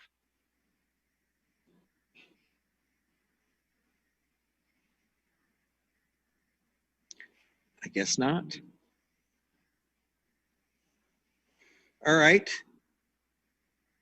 Do we have any other volunteers? Because this is the chance for you to be able to speak up. And I'd love to hear some other volunteers, please. Yo, so this year, I'm not sure if we've also done this in the past, but at the beginning of build season and designing our bot, we split up into a bunch of different groups to design the different mechanisms on our robot. And that led to really isolated mechanisms. We had a separate mechanism for our color wheel, separate mechanism for our shooter, separate mechanism for our intake. And I saw a lot of good teams that combined these mechanisms. I saw some teams that combined their shooter and their color wheel and some other mechanisms. And I feel like just having those design groups work with each other a bit more could be helpful in order to allow our robot to be more efficient. So improving our integration of the functions in the robot is what you're highlighting. Right, Aiden? I guess he muted himself already. Okay, do we have any other comments? Hello, do we have other comments? Or am I going to go pick on somebody?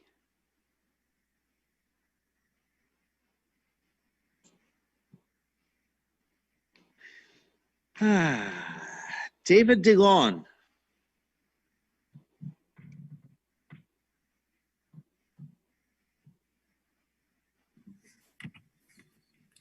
All right, so I am a junior, but this is my first year on the team, and I'm in marketing. And personally, I feel like although we were kind of like physically isolated, but like marketing had like no idea what like any other teams were like really doing. And then I feel like because of that, outreach events weren't really there wasn't a large participation when it came to outreach and when it came to like actually thinking about stuff outside of robotics. But yeah, that's just what I have to say. Okay, all righty. Well, thanks for the input, David. I appreciate it. Do I have anybody else? Anybody else want to make a comment? Brian Lee. Yeah, I'm here.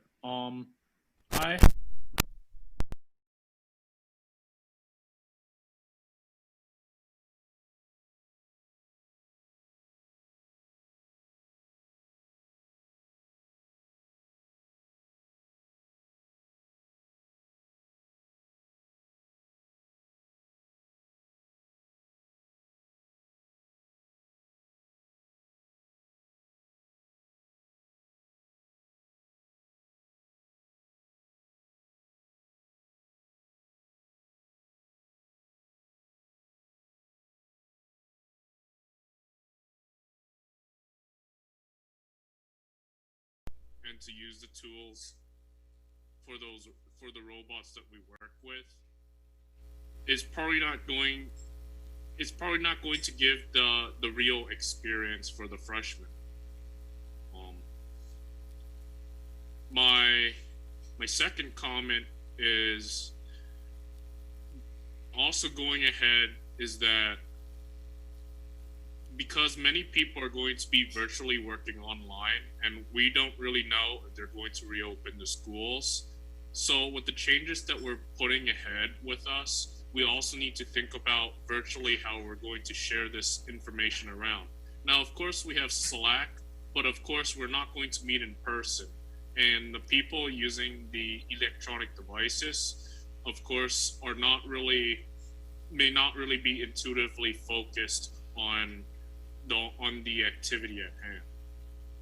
Is that usually the average amount of time it takes for like a person to get focused on a virtual computer is probably like an hour, and usually that's that's like a bit less time of actually virtual interaction, real time with another person, as opposed to showing texts of information to other people. Yep. Brian, that's a very good input.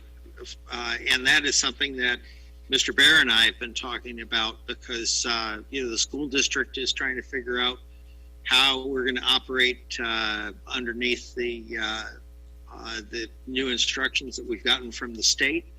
The comments that you made about the frustration with virtual, and you're seeing it here in this live stream as we're dealing with the technical difficulties. And so, it's going to be an ongoing challenge for us to be able to do that. And as we think about and we go into our breakout sessions, it's going to be important for us to think about ways that we can continue to make progress in teaching and training our members, and also attracting members to the group while we're in these trying times.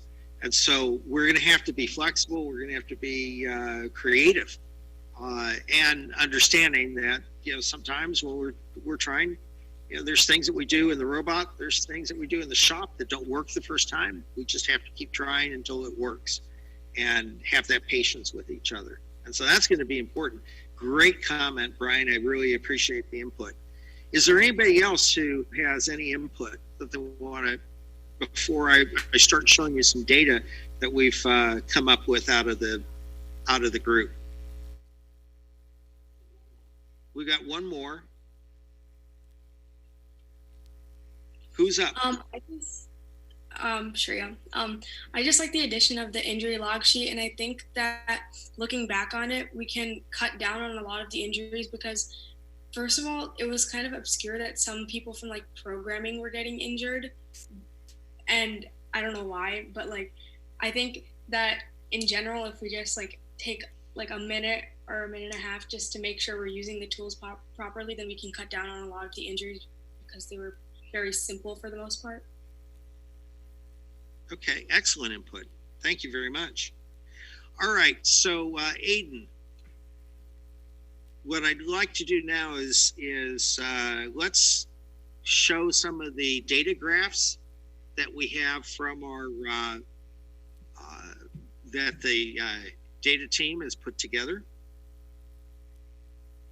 And this is the category count, but this also gives you an idea of the percentage, the number of the scores. And so if I look at design build, it looks like it came in at a negative 1.2. Outreach, a negative 3.4. Leadership, a 0.2. Organization looks like it's a negative 0.4. Spirit, 2.5 positive.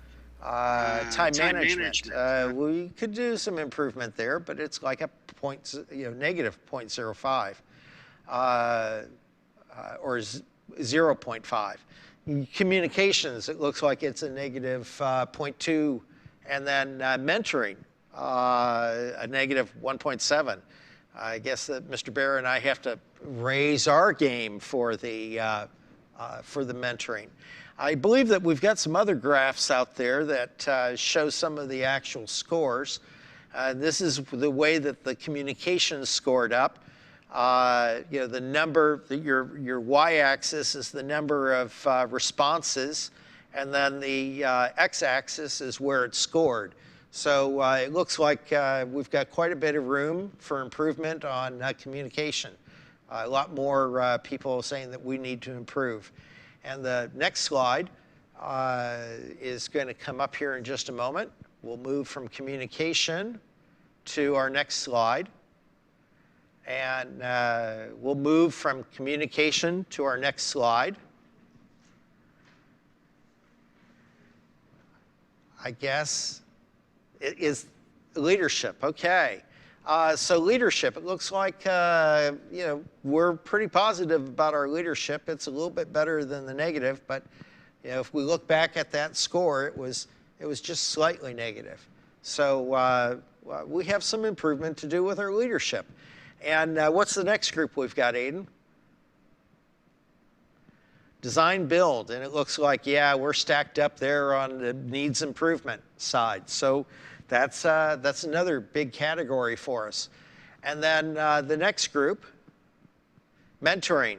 So we had one response in each one of those scores. And so we definitely do. Mr. Bear and I have talked about trying to get more mentors involved with the team and bring some adult guidance into the program. And then our next slide, sir, is our organization. Once again, you can see that big hump around the -2, -3, -4. We could do a better job of organizing ourselves. And so that's a category. And any other charts up there, any other data that we've got? Outreach? Whoa. Nobody had anything positive about outreach. It's all on the negative side. So that points out that we got a lot of opportunities as far as our outreach is concerned. What else do we got?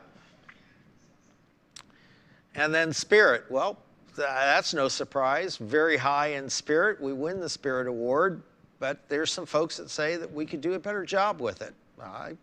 Sometimes I think so, especially when we've had a disappointing time on the field. It kind of lets the air out of our bubble, but we recover from it. What's our next slide? Time management. Whoa. Okay, well, we've got a lot of improvement to make in time management. A lot of people, 4 people didn't believe that it was good or bad. It's kind of mediocre. And to me, mediocre means that we got to improve. And so what's our next slide in our data stream here? And that's it. That's the last of the slides. So what I'd like to do now is pop this back over. There is grouping that we have to do. And what I've got to do is assign some groups, some categories.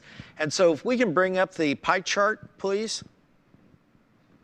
because I'm going to use the chart to do this.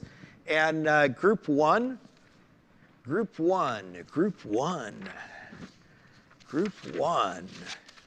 I'm going to write some of this down. Mr. Schneider is not prepared. Actually, he is. He does have his pen. It just wasn't where he needed it. So group 1, I'd like you to pay attention to the issue of communications. So group 1 is your breakout is going to be on communications. Group 2, your breakout is going to be on what we can do with our organization. Group 3, your breakout's going to focus on what we can do about time management. And group 4, you're going to be focused on design build.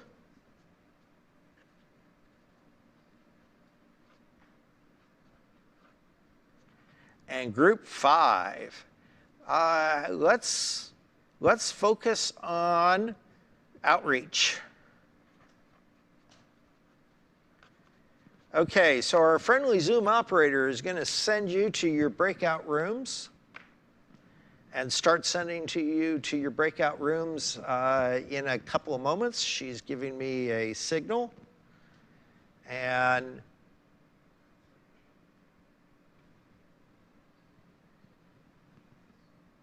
everybody's heading off to their breakout rooms now. Fabulous.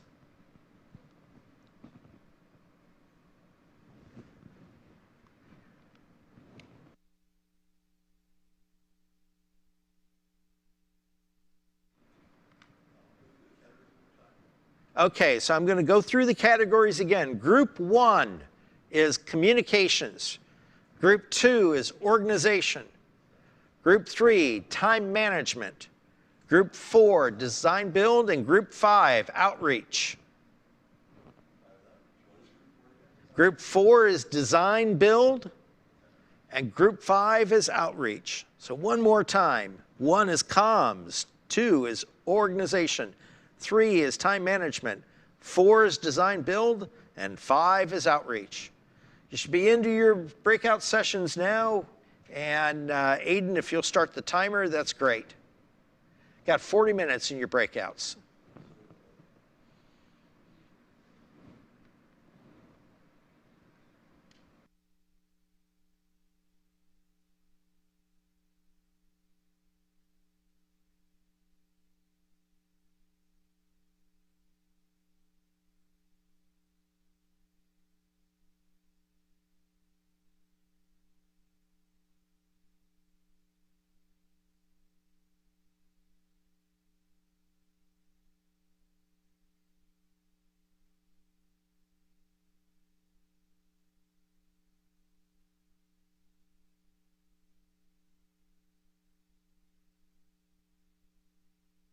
Mr. Bala and Anushka, you need to approve. You've been sent to your breakout, you've been assigned your breakout rooms. You need to go to your breakout rooms, please.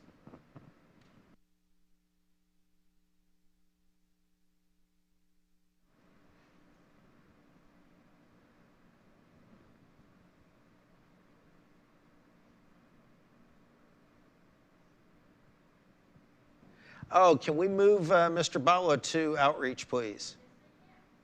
Thank you. You're getting moved to outreach. Anushka, are you still there?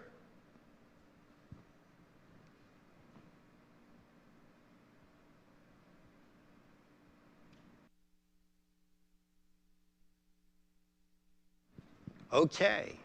And so everybody's in their breakout rooms. Here's the assignments for the breakout rooms.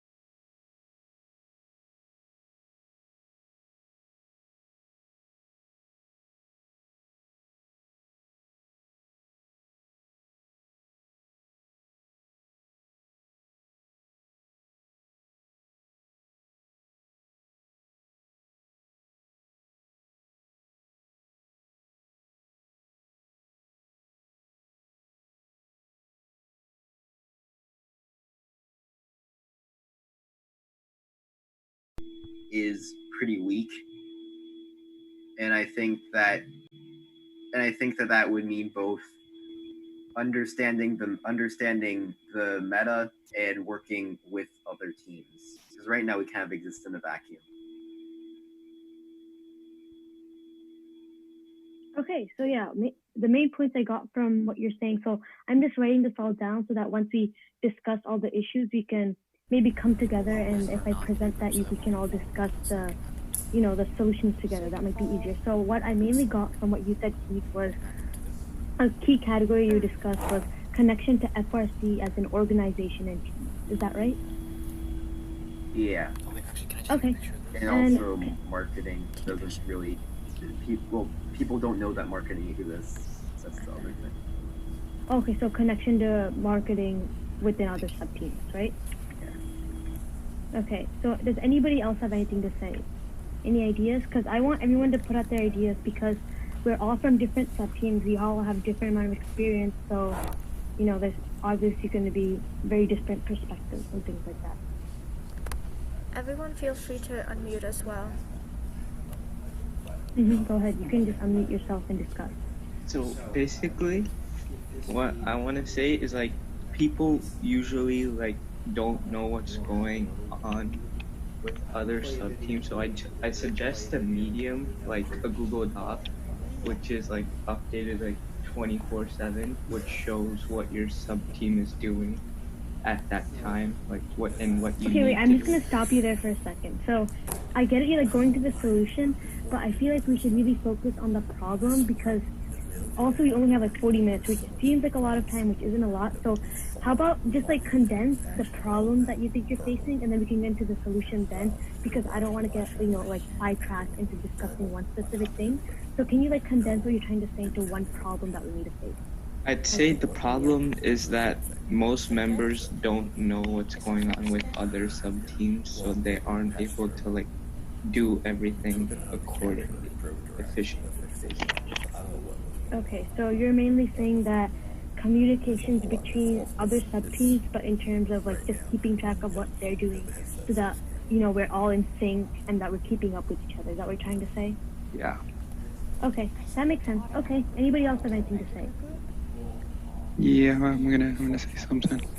So I've been on the team for about 4 years now, and as for communications, it exists, except it's on a hierarchy type thing. I don't know if you know what I mean, but at the top there's leadership. Leadership knows what's going on almost all the time, right?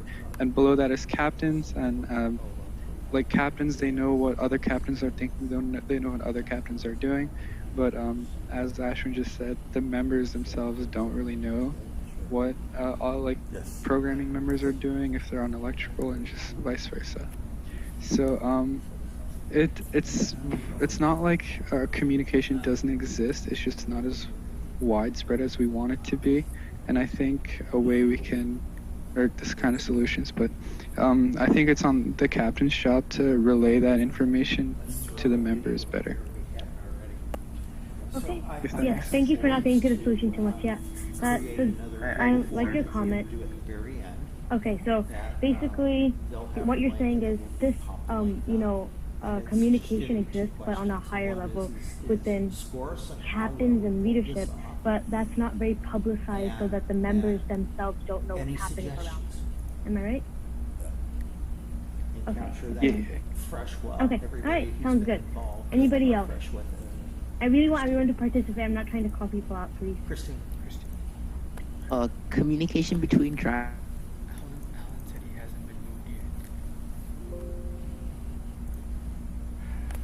Time-wise, we're doing pretty good. We've pretty much stuck to schedule, except for technical difficulties. But thankfully, not a lot of people want to talk. Yeah. And Mike Ludo was online. DJ was online. Yep. Alex Hughes got on. Yep. That was good. Wait, did I accidentally start sharing? I didn't. Okay, we're good. I accidentally clicked share screen. How about you all having screwdrivers?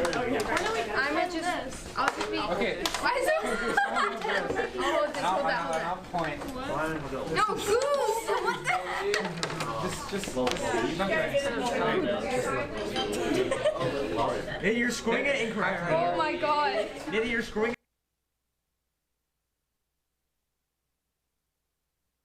Team during preseason. Yeah. Oh. That could So a little bit more emphasis on preseason teaching. That's what you're saying, Goose? Yeah, like for mechanical, we had like one project. Like we should have at least 5 or 6, and not just mechanical, for like every other subject too.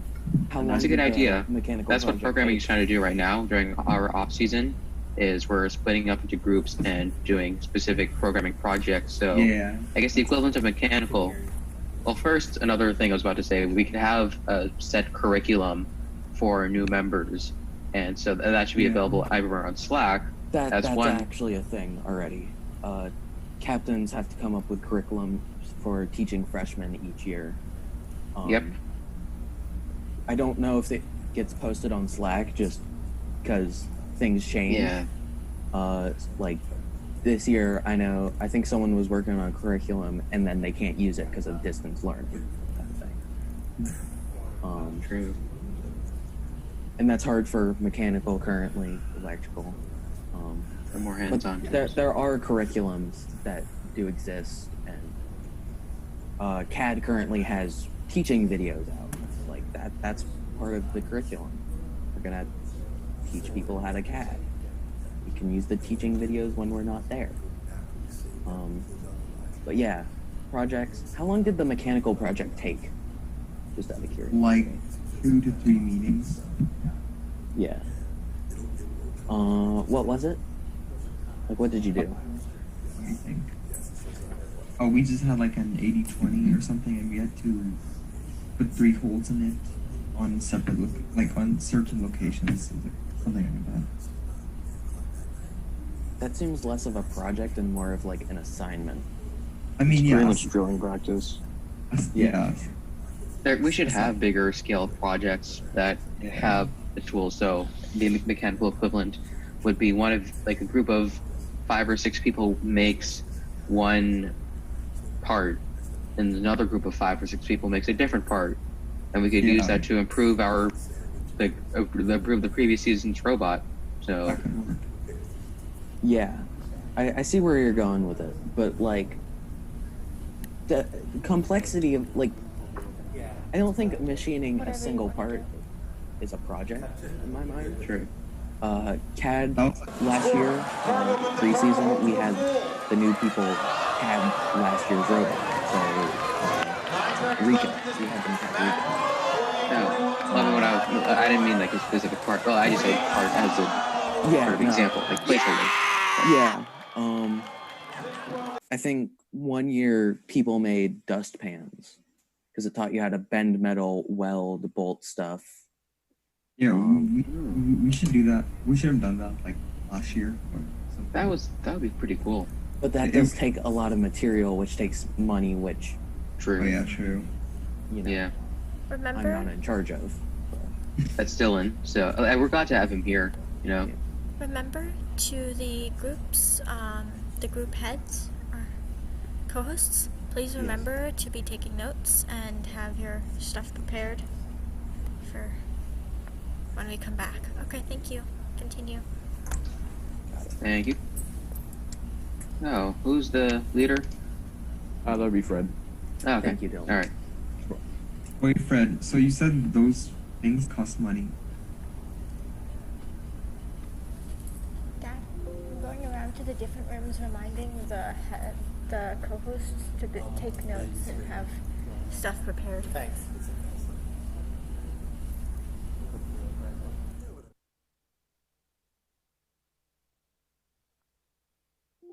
I'm hearing two conflicting ideas, right? You just said that the members shouldn't be allowed in the beginning and they shouldn't be allowed when there's an issue. Like from a mechanical perspective, we put in the freshmen during the beginning of the competitions because that's when there isn't like much pressure and everything's working pretty well. And so I understand what you're saying. So yeah, like when something's going wrong with the robot, we're putting in more experienced members. But the main reason why freshmen go in the beginning is that when it's like more low pressure, smaller fixes, and they get a feel for the pit and not feel left out. Okay, yeah. Christian, go ahead. Just a reminder to the co-host and the head of the group chat, please remember to take notes and have notes prepared for when we come back to discuss. Just as a reminder. Thank you. Okay, thank you. All right, so now I'm going to start calling on people. Phoenix, do you have anything to say?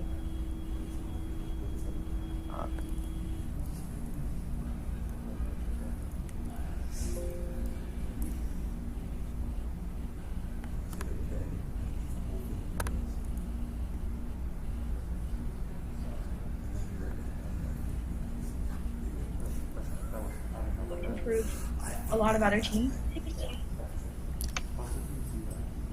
Hey, just as a reminder, the person who is the co-host, please remember to take notes and have stuff prepared for when you guys are presenting at the end. Thank you. Okay, so one thing I noticed, and I'm in marketing, so I can't really speak for the other teams, but something I really noticed was that a lot of the goals, or a lot of the things that we need to accomplish throughout the year aren't listed ahead of time. Like, we have a set, marketing at least has a set amount of things that we need to do in order to keep the team running, and I feel like a lot of it was kind of chaotic, and we did it towards the end. We had a lot of time available, but we really rushed it for a few weeks. That's the environment that I felt I was in, and that could be really harmful for a lot of people in terms of mental health and physical health. So I was thinking maybe if each sub team really just listed out what they were supposed to do at the beginning of the year for during build season and preseason and postseason, and then they can accomplish each set of tasks or goals throughout the time, so we can maximize the amount of time and efficiency that we have. I was thinking that could be not just for marketing, but a lot of other sub teams too, in case they have things that they need to set by a certain date for future projects.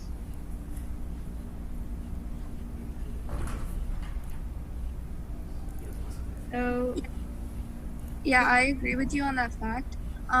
But I agree that in preseason and postseason, you can really plan things out to manage your time and get things done ahead of time. But build season is a little bit is kind of crazy, and you don't know what to expect at times. So you can have the basic things topics planned out ahead of time, but then things are going to change, and I understand that that's what adds to the problem with time management.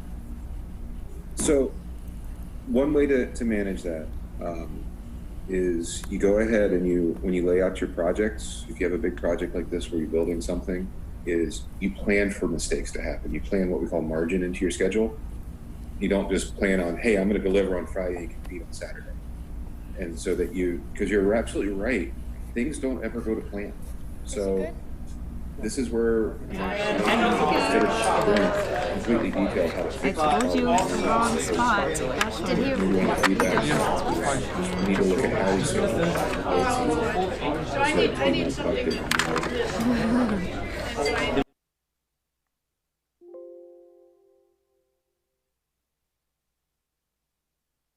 Storage. We want it to store, so it can go there. I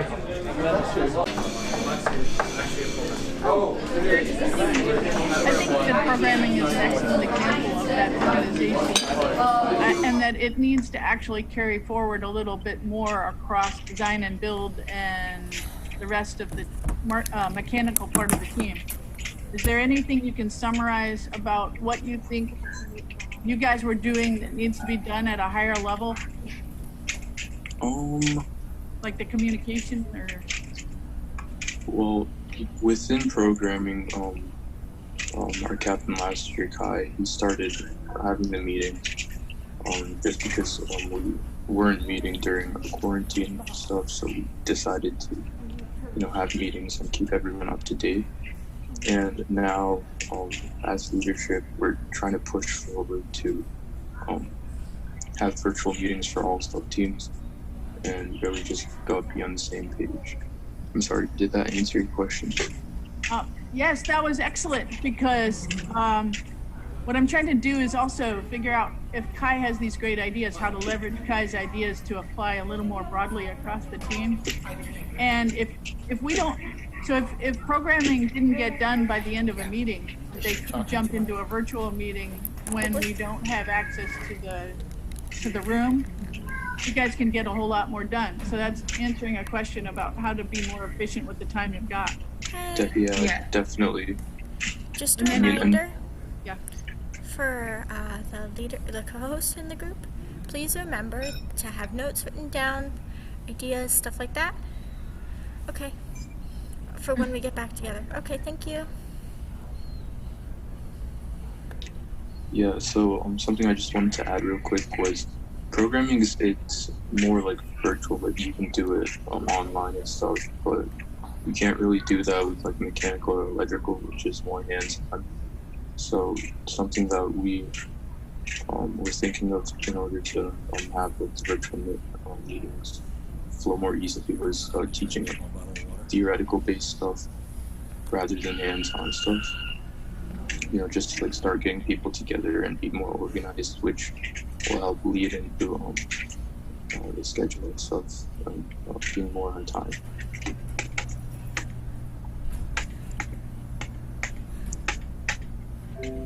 So to take that a little further, the team has always been constrained by meeting locations like Starbucks or at the meeting room, going virtual with a whole lot of the other teams.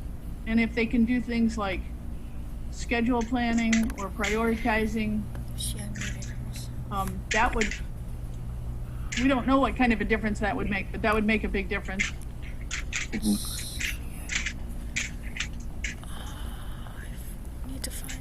I was wondering if you guys had any input about what might happen considering COVID-19.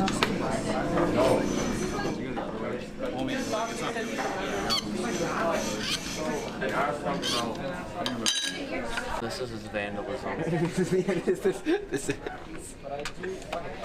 Here you go, Frederick. Something is shaking inside of that, and it doesn't sound healthy. I told you it's the wrong spot. Did you So I need something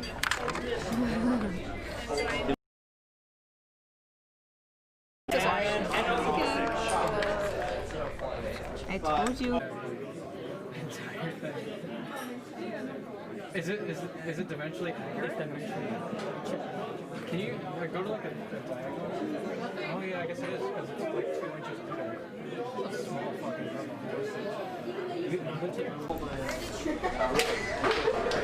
Does this fit between the rails? Yeah, this is right.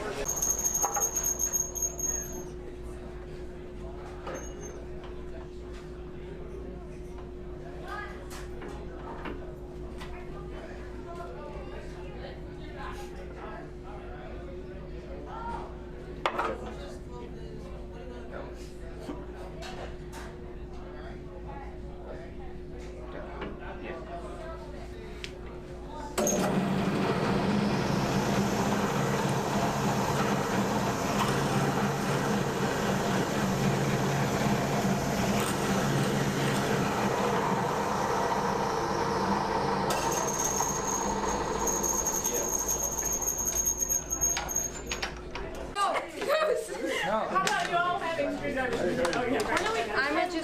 I'll just be. Okay. Why is it?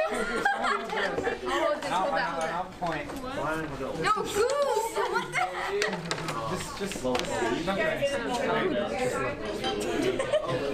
Hey, you're screwing it incorrectly. Oh my god. Maybe you're screwing it. Because that's the halfway point. Alright.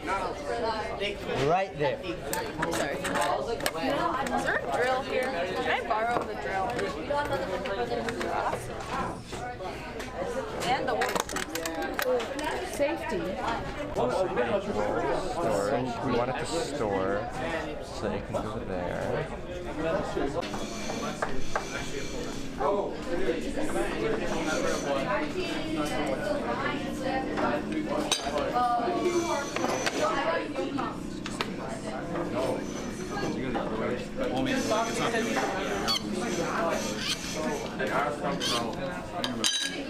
This is vandalism.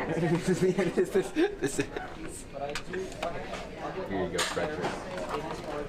Something is shaking inside of that, and it doesn't sound healthy.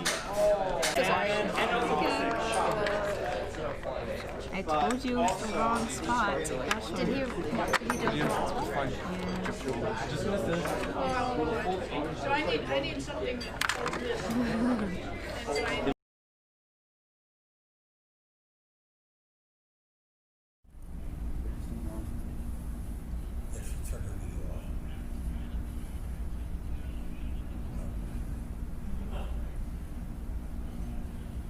push a lot more with our sponsors. We have to make it very appealing to be our sponsors. We have to show these are the benefits you're going to get if you do this much. Here are the benefits you get. You just get our name on here if you just give us $100. You know, like we have to have ranges that entice companies a little more. The reason why I was bringing up new companies is that I was thinking about like potentially establishing.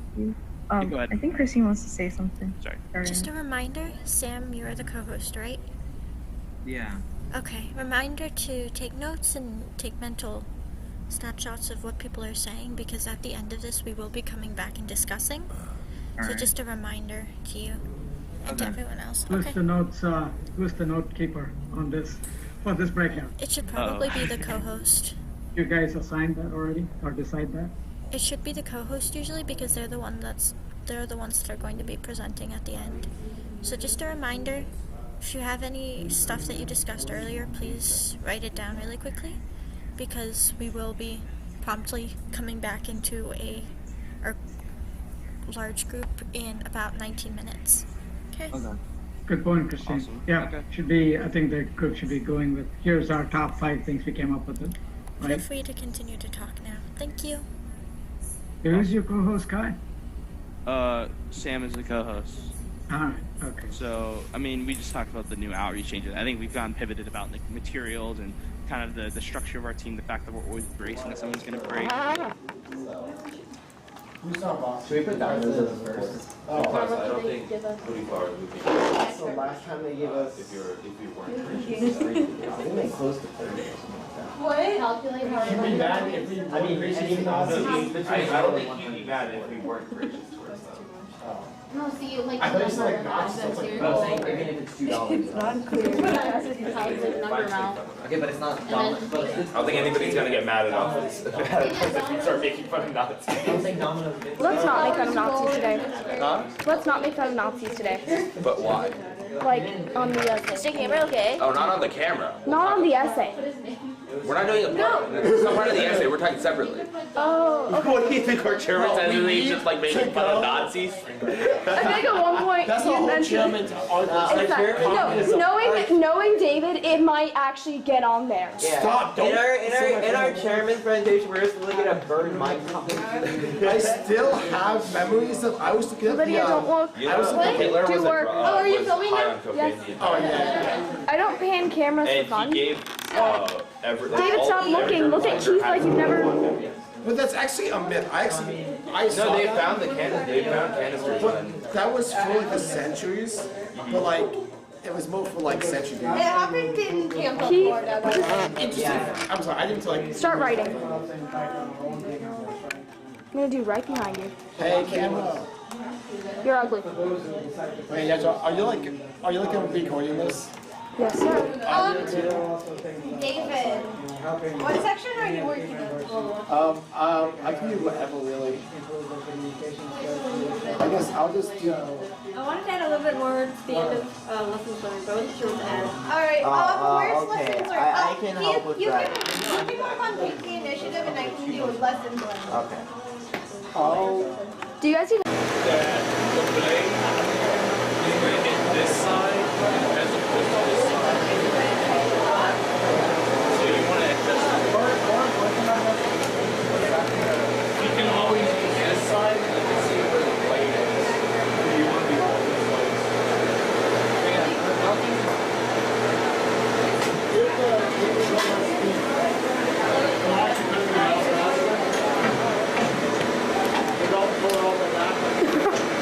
That was so smooth. You got that on camera, right? Please tell me you actually caught that on camera. I did.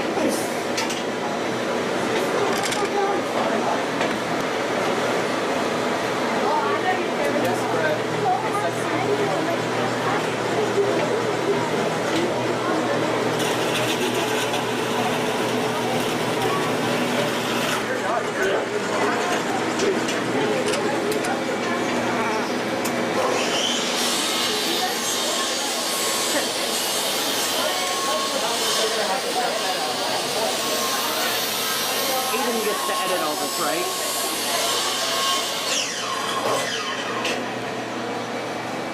Are you guys using this? Okay, excuse me. Hey guys, were you using that? Yeah. Fixed it.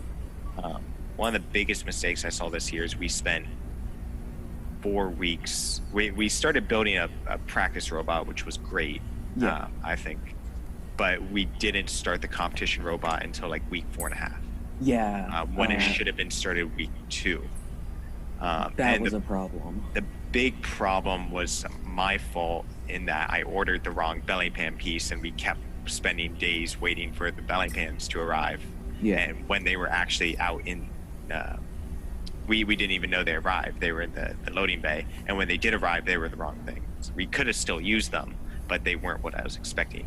Yeah. And that wasted 2 weeks of time. And that 2 weeks of time could have, put us at the level that we were at competition instead of where we should have developed a better working intake, outtake, everything. Oh yeah. Two more weeks on that competition robot, we could have dominated that first competition. I don't think anyone doubts that. We could have figured out the problem with the drivetrain before it happened. Yeah, we could have made sure all that, the intake would have been working flawlessly, that everything with 2 more weeks of time. Yeah. How do... One thing that kind of inspired me from that one statement was we need also a system for like what to do if we're waiting for a certain part, if that's feasible at all.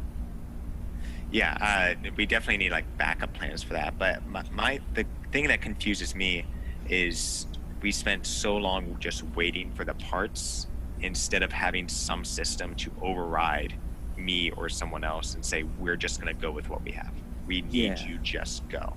And maybe that means, having set deadlines. Like if we said we have to start building the competition robot by day 21, no exception. So we should integrate a schedule. Basically. Yeah, I guess that's where I'm trying to get is like, we need to have set things that override any person's decision. Because if you told me week 3, Alex, we need to start building that robot, I would have said no. I would have said, no, we don't have the belly pan. we can't do it.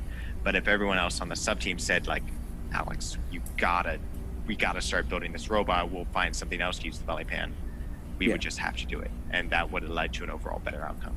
So I think setting deadlines, like unmovable, inexcusable, week by week deadlines would be critical. And this is something me and Salma talked about at the beginning of the season. We looked at team, I want to say 4272, a really high level Einstein team, how they had like 5 or 6 deadlines throughout the season, where like day 8 they had a drivetrain finish, day 12 they were driving their drivetrain, day 28 they had a finished robot. You know, things like that are things we definitely need to set up and hold ourselves committed to.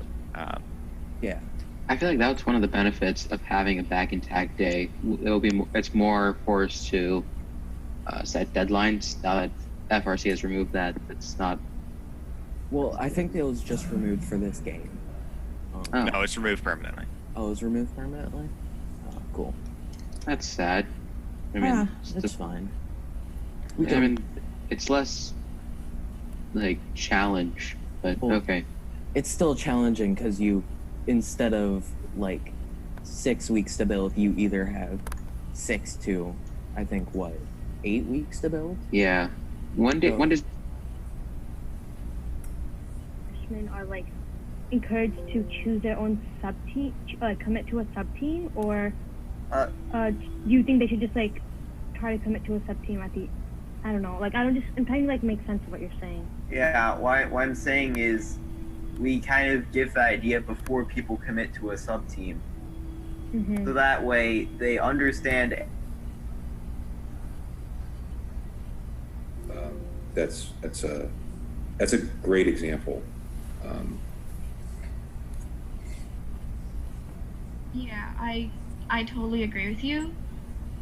So clear communication is key in order to save time and manage everything. Do we have any other examples or maybe any other ideas for time management? So one thing that could tie into documentation, time management, and communication is videos. There are sub-teams that I think could really benefit from making videos for their freshmen or really any member on this team, because one, it saves time. You don't have to teach it in person unless it's like some technical thing. That's something that would need hands-on learning. But if it's something that can be in a video, I think it would really help if there'd be like tutorials. And so if any member from any other sub-team wanted to look at it, they could learn some things as well. Yeah. And that would help with communication. So that goes in with this. Oh, yeah, Christine? Just a reminder, you have 10 minutes left. Okay. Cool, thank you. So, going off of what you said, so leadership and captains are basically coming up with this new idea where we're going to be having little tiny videos on our YouTube channel to teach anyone from FRC basics. I think we're going to be starting off with programming, teaching some simple Java, like FRC Java, and then going on from like electrical, mechanical. That I really like your idea, and I think that would be very helpful for every sub-team. I think with the... Oh, go ahead. Sorry. Also going off of what Anushka said, so it could also be used, so in addition to being used to help people from other sub-teams learn new skills, it can also, so in case like someone forgets how to use the vertical mill or something, they can watch those videos to refresh their memory, and they don't have to ask other members and not waste time, but like they could, if they have something really important to do, they don't have to spend their time helping you, and you can kind of learn on your own or like refresh your memory. Yeah, that was exactly what I was gonna say. Yeah. Yeah, I really like that. I think sometimes like the older members are just busy, like when it came to books. Do we actually use it? Yes. That's even better.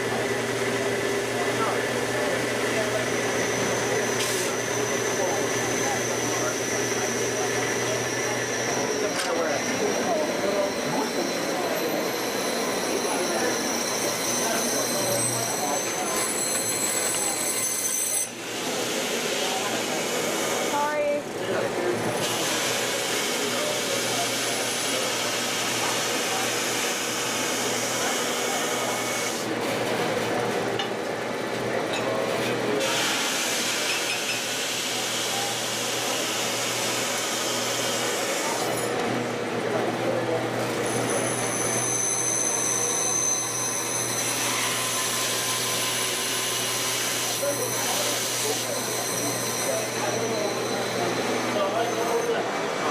this time, what was the same as last time? It's just making sure that you're taking into account the place you started to do.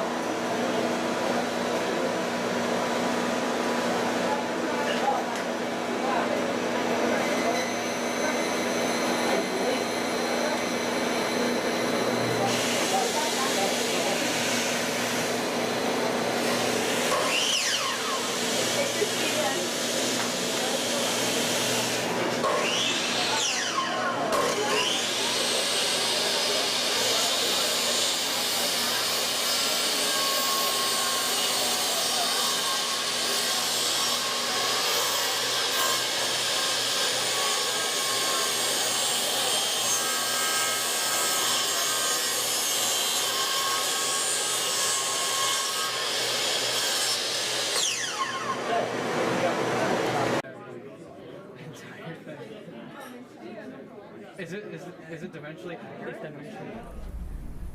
accurate? To actually test the robot. Okay. There was also a lot of talk about simultaneous work. You guys wanted to. Yeah, it's essential to the the build part of it, I guess.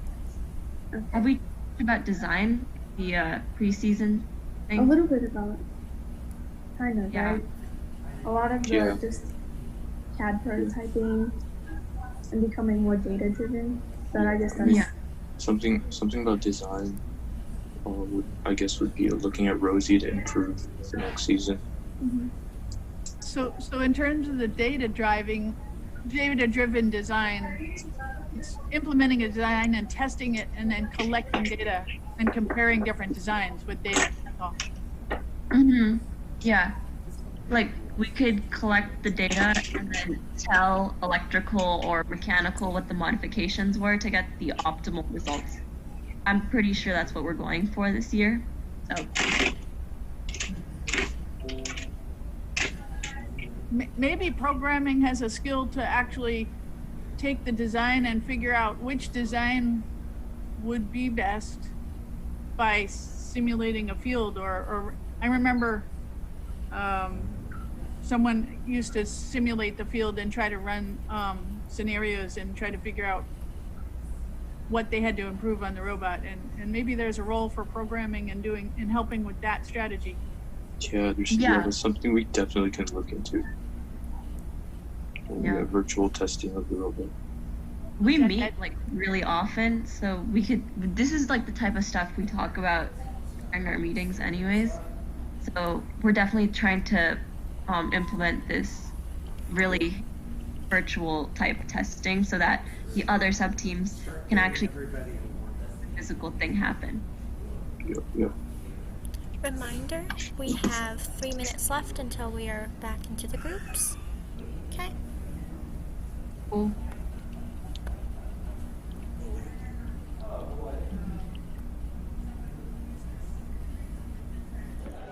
Can you go to a diagonal? Oh yeah, I guess. Okay, anybody else? Phoenix and Paul, can you talk about drive team thing, solutions for that? Stress. Okay, thank you, Christine. Okay. Phoenix and Paul, can you please start discussing those things? Because as a driver, I don't really know how we can fix those issues. So you can see the issues that I've outlined. Just go ahead and do some things so I can write them down.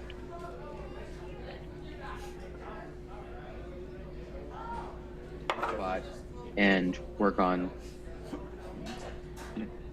Oh, really? All right then. Thank you. We could simulate the code and practice that, and so we wouldn't have to wait for any other code to fix any issues with that. That'll give us more time. What else? We're trying to have better organization, so instead of 15 of us crowded around Karthik's computer, we have everyone collaborating on one set of code from everyone else's computer so that we all can learn. So if we had everyone... No, Goose! What the And with that, we're gonna we're gonna talk about programming autonomous and how okay, I think I might actually go over that one myself. So I'm gonna skip that for now, and then we'll talk about like how we might need to.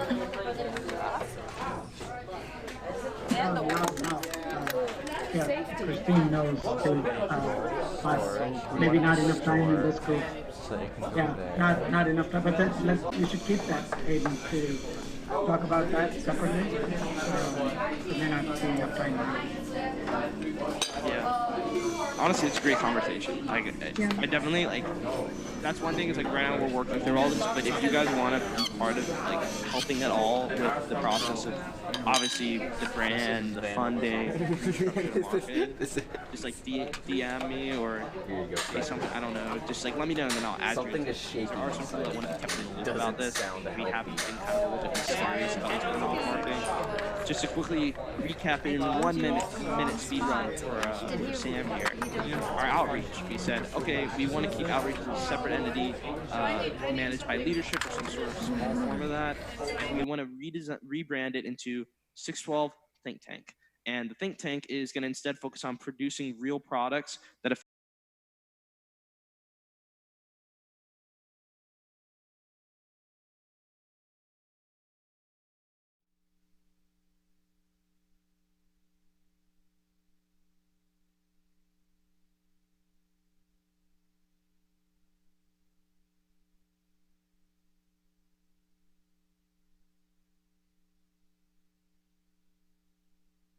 Well, we should be getting back. Some of the breakouts are wrapping up. And we should be getting back. 2 seconds? 1 second? All right. Everybody should be coming back from the live stream now. And if we can pull get the captains ready to go. I want to remind everybody, the live stream does lag a little bit from the Zoom calls. If you're listening to the Zoom call and then you're also got the live stream going on, the live stream does lag about 20, 25 seconds. And so it looks like everybody's coming back. I see Fred, I see Samuel, I see Jacob, Brian Lee, Mr. Mudos. I see everybody coming back. And we should be all coming back now. Is everybody here? Good. So, welcome back. Hope everybody had a productive breakout session. Looks like there's a lot of smiling faces coming back. That's good to see. It's good to see some of those faces out there. I like seeing Shreya's face there for a moment. Hi, Yantra. Nice to see you. And Lydia, nice to see you. Samuel, good to see you. Aiden L, good to see you. It's great to have you all and be able to see those faces. I kind of miss the faces, really, because I need the faces to remember who you are at times. But anyway, now everybody's had their breakout session. I hope everybody had a good breakout session. If everybody had a good breakout session, could you give me a thumbs up in your picture? It looks like we've got several thumbs up all over the place. Good, good. Lots of thumbs up. I love it. I love it. So what we're now going to do is now bounce over, and we're going to have each group leader come and announce, give us a real quick summary of what came out of their breakout session. Hopefully that they took their notes. And I'm going to be very unimaginative here. I'm just going to start up at the top with Group 1. Group 1 was talking about communications. And if our Zoom operator can bring up the captain for Group 1 so they can give us a rundown on what Group 1 talked about. Yeah, so I can just go ahead and present the notes, the document that I'm taking notes on. Is that okay? Absolutely. Yep. Okay. Everybody can see this document, hopefully? Wow. Excellent. Okay. So let's go ahead. So to like talk about what we did during our breakout. First, what we did was identify the issues. And the main categories we came up with is communication, like our group is communication, if I didn't mention that already.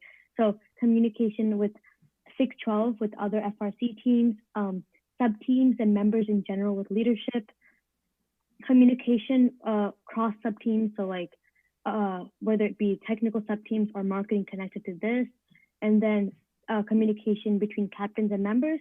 And another area we focused on was communication during competition, whether mainly focusing on drive teams. So let's go ahead and start with the second half of the document is mainly solutions. So some solutions we came to for communication that are possibly can be implemented this season is that during preseason, you want to communicate to the new members about what each sub-team has to offer. And we can do this by giving there's been a big improvement I've seen from my first year to second year on this team in how the introduction to sub-teams went. Like I feel like there was more hands-on time for members, which I think is a great improvement. But we can further this by letting freshmen switch between sub-teams and get a lot of hands-on time. So not just freshmen, rookies as well, to get some hands-on time to get a feel for how the sub-team operates. And an amazing idea one of the people in our group had is that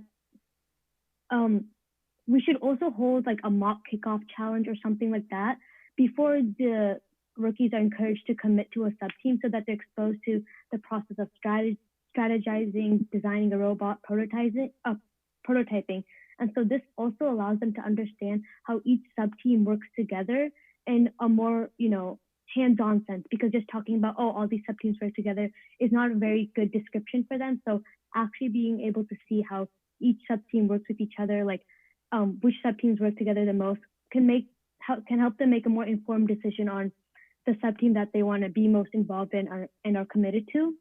And another thing we discussed is that at the end of preseason, once the members are probably committed to whatever sub-team they're doing, they can be shuffled, and rookies can be teaching concepts to the other sub-teams. And we were discussing how this not only helps through the cross-team communication so that people from other sub-teams are aware of what's happening on this sub-team, but through rookies teaching these concepts, they're able to understand and really, become more knowledgeable on what they're teaching, because through teaching, you become a better, you become an expert on whatever topic you are, discussing. And another issue we had was marketing isolation. We discussed how marketing is both physically isolated from the team and also isn't very aware of what's happening on the technical side. And so maybe once a week, marketing is required to work in the main room. And so this also gives them an opportunity to become more familiar with the team. This also creates a better team environment because they're probably talking to more technical members. And this also allows for everybody to know what everyone else is doing. So that's like a very simple, very like easily implementable way to make the cross-team collaboration more prominent. And then another category is communication between leadership and members. And so the announcements on Slack have been thing that's been happening, I guess, for a long time, but we really need to emphasize that the members should be reading these announcements. And like lately, Keith has been doing more casual type of announcements, and that might be better and more encouraging for the members to actually read them, because they're a little bit more entertaining and a little more appealing. And also a gap that we realize is that leadership is having all these meetings, and they're having like all these, like during robotics and outside of robotics, all these meetings, and the members aren't really aware of the decisions that are being made, that are probably going to impact them as well. And so by just communicating with the members what progress and discussions that are occurring will help them become more connected to the leadership and just get a better sense for what's happening around the team, not just themselves. And for a cross sub-team, we were discussing that either weekly or every meeting, mini press releases, which can be run by marketing, the press release captain, can be sent out. And this doesn't have to be very formal to like our sponsors or anything, just for our team. So I know that mechanical and electrical and probably programming too send out announcements at the end of every meeting in their channels discussing what progress has been made, some difficulties they face, what's going to be occurring next meeting, so that members get a nice summary. But in order to make this something that the whole team is aware of, by giving this information to a marketing member, they can, compile all this and make mini press releases, allowing like the whole team to be aware of what's happening with the other sub teams. And we were also discussing that this would give marketing this also gives marketing a chance to learn about what the other sub teams are doing, and the press release captain can be more informed when they're releasing their official press releases to the public. And yeah, as I said, like similar to what the summary announcements the captains make.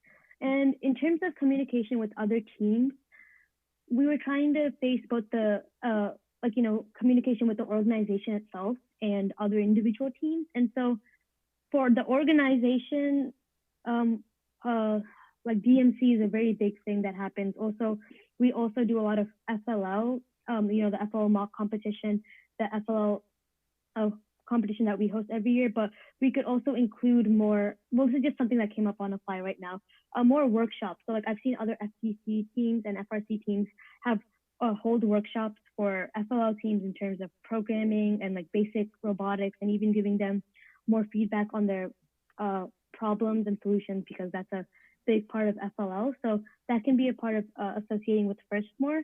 But in a more casual way, if our team becomes more involved in Chief Delphi, either through an official account for 612 or just the members itself, being encouraged to really get out there and discover what other teams are doing and connect to the community as a whole, that's a very important thing, I feel like. And through this can also be a part of the important, like asking questions. Like there's so many experts on Chief Delphi from other teams, mentors and things like that, who are very well versed in what they do. So that can also be an opportunity for us to communicate with other teams. And then let me just skip over that part for a second. So in communication between captains and members, it'd be very important for the captains, and I think it would be a great idea. Mechanical did this last season, where they had like an introduction and summary to each meeting. So apart from the announcements that the leadership makes to the whole team, captains should be like have a sort of introduction to every meeting where they discuss what's going to happen this meeting. They can assign roles to groups and things like that, and just discuss what's happening with other sub teams. So just a way for, once the members come to their sub team, they know what's happening and they're aware of what's happening within their sub team itself. And at the end, they can hold a summary or conclusion, which will just mainly highlight like what was accomplished, what went well, what didn't go well, what is happening next meeting, and make any announcements and homework. So would be along with the announcements that are made on Slack, as like face-to-face communication is the best way to do things. So the members will be more aware of what's happening. And if we move on to the drive team and competition sort of area, the communication between the drive team and technical sub-teams can be improved, because during the season, we feel like Phoenix and Pahali were in our group, who are part of the drive team, right? So they were talking to us about how it's very incredibly important for the drive team members to know about the robot very well, because in the end, they're the ones who are dealing with the robot most of the time. They should know like what are the weaknesses of our robot, what they should be careful about, and things like that. So technical sub team should be updating the drive team about what's happening and what they should focus on mainly. And this would also help win the pit, because if there's something wrong with the robot, the drive team is able to easily identify this issue, and the technical sub teams aren't wasting time trying to identify the issue over actually fixing it. And so that's one main facet of communication. And another thing is, at competition, similar to what we do for scouting, drive teams should also have a similar process like that, so they can become familiar with the other teams and their robots. And Phoenix and Polly were talking about how they might want to communicate with the members, like specifically, this is a time that we're going to go around and talk to the other sub teams, not other sub teams, sorry, like other FRC teams, so that we can just, become more familiar with them. This also works with the, communication with other FRC teams and become more part of the community. And another thing is communication between what's happening in the pit and outside. So we're not sure how this could happen, but like members, people in the stands should be aware of what's happening in the pit, what problems the drive team is facing and things like that. So they're just more aware. That makes them feel more involved, and they're probably going to be like, oh, I actually play a part of this team. I should be here because I know what's going on. They'll be more encouraged to come to more meetings and competitions, etc.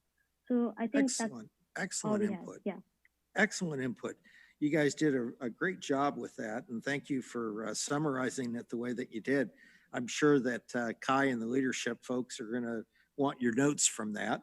And great job, Group 1, on putting your communications together. So now let's go to the leader of Group 2, which was focused on organization, and let's have your stand and deliver. All right. So I did not take as good of notes as Shreya. So I wrote stuff down on my desk. Some points I want to hit is, first off, CAD and mechanical, like the process of design and like how that works together, we thought was one of the bigger points. Whereas it's worked as we have a design and mechanical starts building it, and then CAD shifts the design to match what mechanical's built. More of a fully fledged out design before mechanical starts building. So that way it's like, it's more efficient. It's more of, this is the design, try building it, then we'll shift the design based off what works, and less of, hey, we have a robot, can we put it in CAD?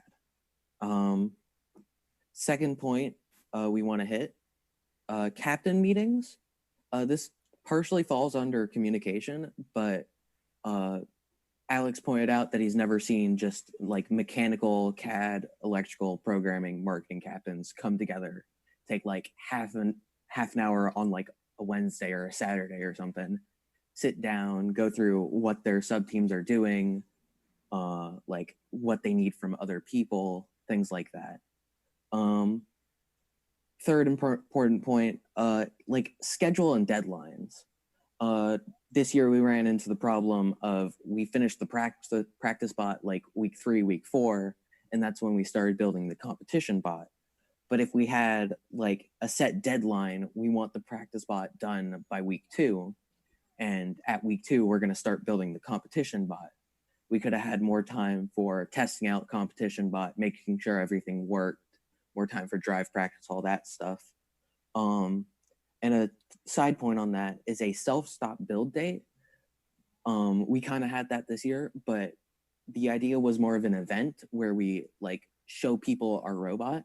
So that way we can't be like, we're almost done with the robot, like 2 more days and then 2 more days, and just extend the deadline. Like an actual event that we showed our robot off at. Some we decided slightly less important parts is a mandatory cleanup, like shop time. Whereas like how we've been doing it is we announce it's time to clean up the shop.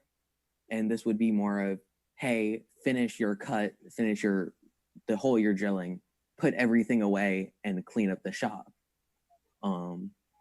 Like less of a suggestion and more of, do this like immediately type of thing. Are you thinking more like we just need to have it as a discipline that, you know? Yeah, more of like a discipline, like give it more more authority into the command to clean up the shop. Drive practice and like finishing the practice bot was also a relatively big thing. Just like, we want to have that done. We want to schedule drive practice. Me and Dylan were backup drive team and got no drive practice at all. So if something would have happened to Phoenix or Prahalid, like it would have been our first time driving, and it could have been like semifinals or something. Like, right. It would have not been a good show. We came up with like task assignment is a like not efficient. Like with CAD, people would come up to specific CAD members and request something be CADed, but sometimes like 2 different people would go to 2 different CAD members and request the same thing to be CADed. And that's like not efficient. That slows down. Like the entire process of building the robot. You need a camera mount. You don't want 3 people catting the same camera mount. You want one person doing it. And that could be like an assignment sheet, like a team Google Docs or something, or whatever we want to use, just of what we need to get done. And then the least important thing on our list that we decide, like freshman projects for teaching. Like, I think programming has projects where they're doing like machine learning or something, stuff like that. Like we had this year or last year, we had new members of CAD, Rico in the preseason, stuff like that. Gersmar had we could do things like, you know, improvements to, you know, catting up and then executing improvements to like our workbench or other things. So it doesn't have to be just a robot, but it's you know, projects that are focused on teaching skills. Yeah, instead of, like Gersmar mentioned, for mechanical, they did a quote unquote project where they drilled like a few holes in some 80-20, whereas instead of a few holes in 80-20, it could be like the sub team works to build something. Yep. Okay, excellent points. Anything else, Fred? Not that we found. Okay. Like too particularly important. Great input there. If you can, you know, take your notes and formalize it, send it on to the leadership team. I know that they're going to appreciate having that. Great job, guys. What I'd like to do now is switch over to group 3, and they were focused on time management. And so who's our group 3 leader? I am. Yatra. Yeah. Hi there. Hi. So like Fred, I took more of an archaic approach in terms of notes. So to start off, we decided to talk about, so we started off talking about how technical discussions or arguments are unavoidable, but they can take up a lot of time for members, and it can also create a very tense situation environment. So we were thinking that members could learn to hold themselves accountable, or captains or other people around them could also try to help minimize it. A lot of discussions or debates or arguments go off topic, and they create a lot of other problems that are very unnecessary for the time. When it comes to technical discussions, it's more of just trying to figure out what's best, because obviously nothing's going to be finalized with one idea. So it was a lot of just learning to be more self-aware, so that there are like ideas can be thrown and ideas can be appreciated and actually looked at, whereas we don't go off topic and stray away and talk about something that's very unnecessary. And then from there, we want to set, we were thinking about setting specific dates for each task. For example, for Drive Team, they didn't really get as much as practice as they could have with the actual robot, and mechanical and programming kept needing to work on it, especially because like there is no actual set date for bag and tag until like competition date. So we were thinking that we could have like set dates for each portion or each task for actually building the robot, so that Drive Team could get practice in, and mechanical, programming, electrical can go back in and then work on fixing it, and then allow Drive Team to do it again, and then so on and so forth. Make it a cycle rather than just having one set date and crossing our fingers and hoping that Drive Team like can actually drive it. Because we want to give enough time for like Fred and Dylan, who are backup drivers and like actual drivers, so that they're as prepared as they can be, rather than like wasting a lot of time and like lacking efficiency when we're actually building the robot. And then from there, we were thinking about creating a schedule or a plan for what's to come ahead. So during preseason, maybe the mechanical captains or a few people can go on and say, okay, so for build season or postseason, we definitely need these things, so let's get started on them now. Or and then for like electrical, they can say, okay, we're going to need set amount of these things. Let's get it done. Let's try to focus, so that during build season, where everything is very disorganized and hectic as always, it's not adding to it to a greater extent and then making it harder for the members to actually perform their tasks and duties.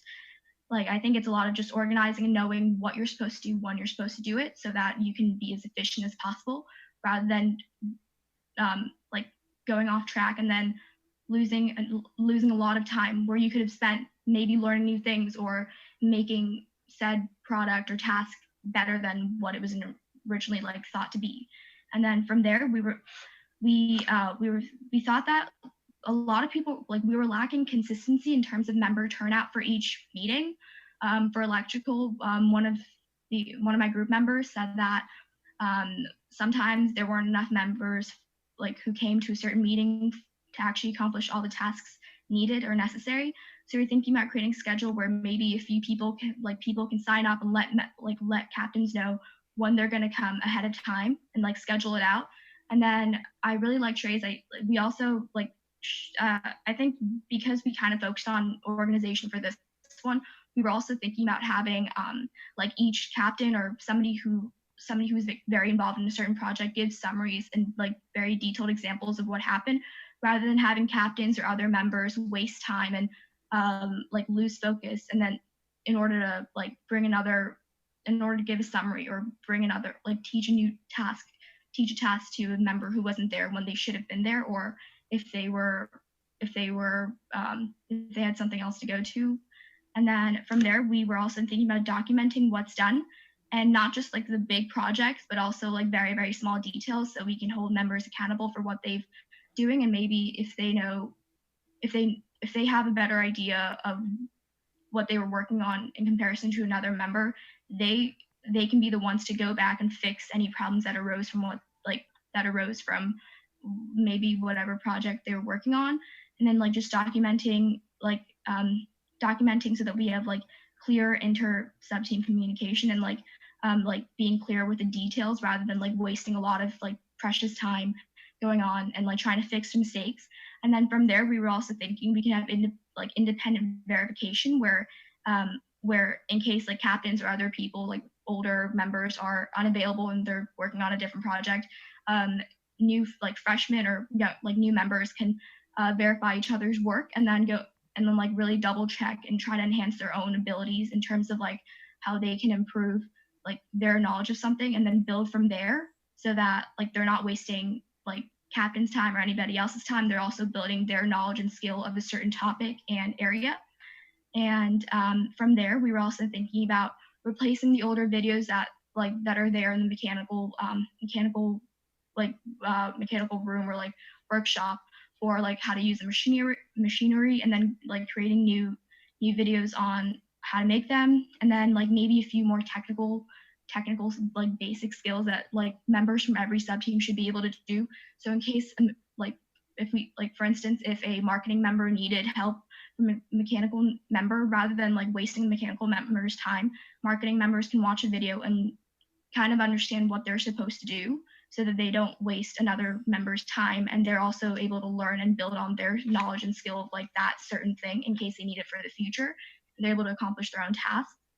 And then lastly, we were thinking about like actually just labeling everything and documenting where everything belongs, and maybe creating like a few documents for each sub team, or like maybe the entire team, like just telling people where things are supposed to go. So rather than wasting hours or like even minutes, like 30, 40 minutes looking for a certain object, rather than just spending all that time looking for it, you can go to the like said document and then look at it, and then like figure out who checked it out last, or like who has it, so that rather than like wasting a lot of time trying to look for it, you know where it is, you know who you can go to, you know where you can go to, and just find it, and then like replace it once you're finished with it, rather than like having everything all over the place and like losing time and like effort and energy for other members. Organization, that's an important thing that Mr. Bear and I have talked about a number of times over the years, is where home for everything, and being consistent with that home and getting people to put things in that home. That's a great point that you guys are bringing up with that. I also think that on the educational side, it's not just what we generate ourselves, but out there on YouTube, there's an incredible wealth of videos on machining and on electronics and on systems and things that we can tap into and use as add to our library of educational material. And so I think that that's also something that would help with our time management. We don't have to wait to create our own. We could use other people's material as a link until we create our own. It should be a great way to do it. Anything else, or can we, because we are running over time, I want to get everybody's input. that's about it for time management. Thank you. Thank you very much, Yantra. That was well put together, and you guys did a great job in getting it organized. Thank you very much. Yeah, So now it's time for group 4 in the design build team. So let's get to the captain design build and hear what they had as their brainstorm session.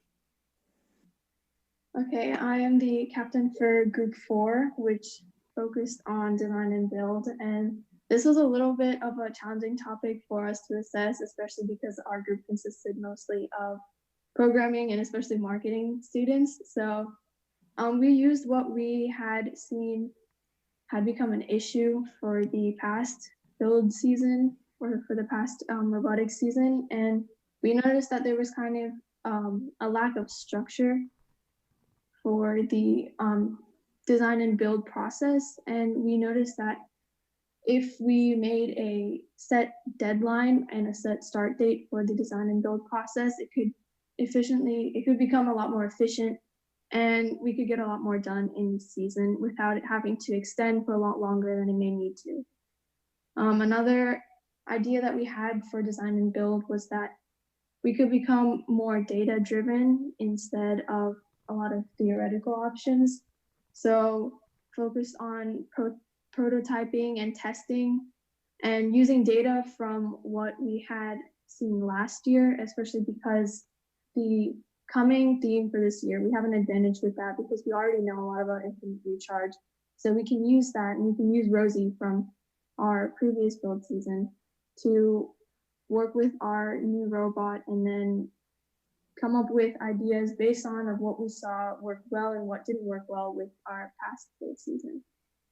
We also kind of worked on a lot of, again, time management and collaboration skills because that is essential for the design and build process.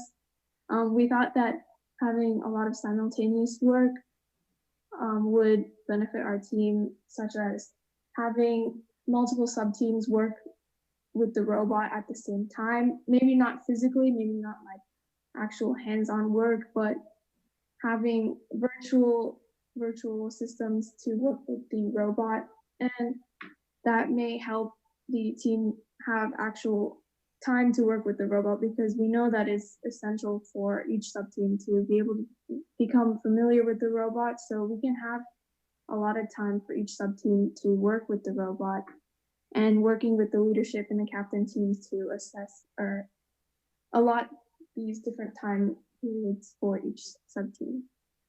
We were also talking about how programming could use hypothetical or simulated test scenarios on Inventor to free up time for multiple sub-teams to work with the robot. We could also use COVID-19 delays to create a framework for the future season. So that means that we could use our opportunities of having virtual learning and a lot of virtual meetings to extend collaboration with the other sub-teams and make sure that everybody knows what is going on through Zoom calls such as this or Slack calling.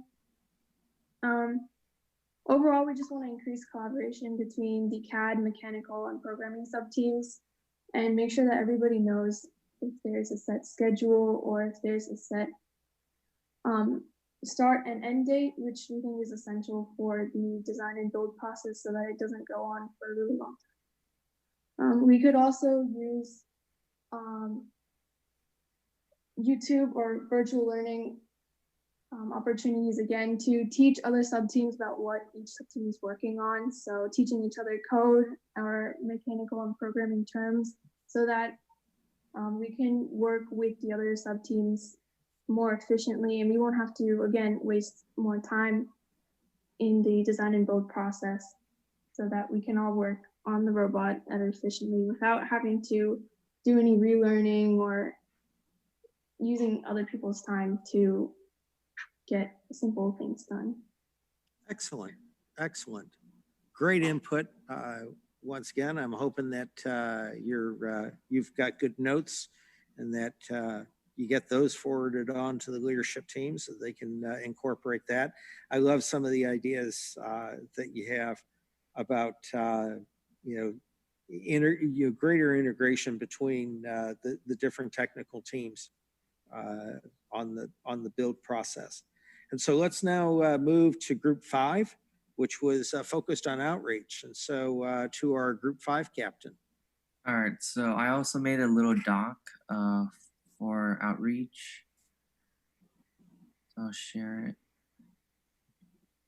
All right, so this is a doc. So basically, we talked about 4 topics, and the first one is about outreach. So our team goes to a lot of just like regular small outreach events just within the community. And so we want those type of events to be organized by leadership instead of marketing, so they can focus, so marketing can actually focus on other big projects. And so it's not just regular, it's like not just participating in regular outreach event is not something that's really special in the first world, because that's something that a team is actually expected to do. And so it's not really like proving your team that you're gonna go above and beyond. And so that's why we're trying to introduce something called a think tank, which is actually something that 612 done in the past. And so basically it's where our team members are helping the community by like building products. And so 612 built an item a few years back and actually went on the news. And so that can actually bring fame to us. And so this will also actually let all the technical team members to be involved in marketing, because they're the ones that are going to be building the products. And so that's why this is a good thing to do, since this year, many team members had a lot of downtime and weren't really doing anything. So this is actually allowing them to be more interactive within the team instead of just like sitting there and socializing.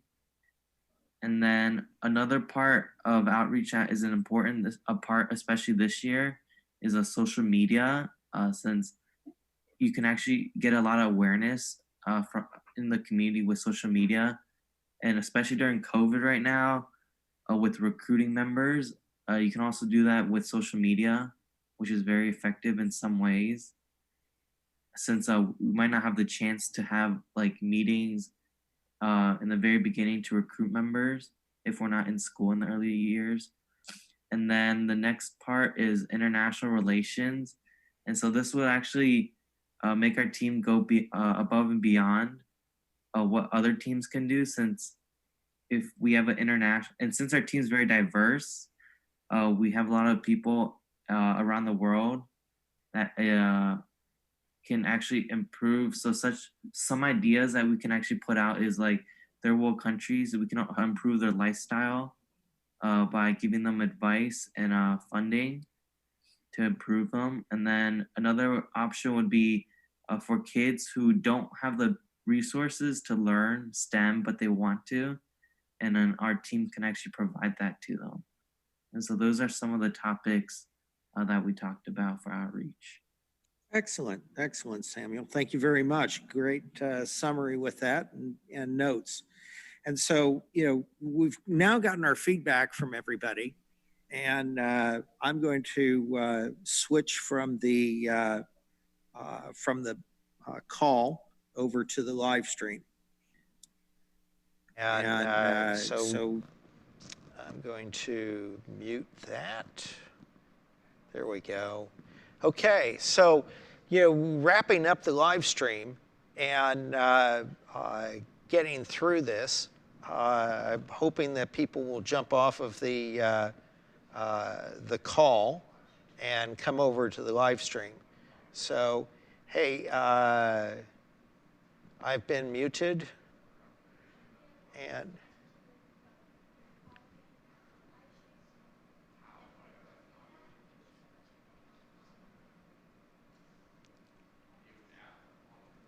oh yes, everybody turn on your cameras.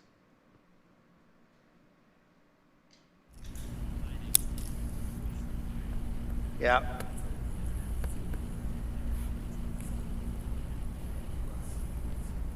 Come on. Everybody, turn your cameras on.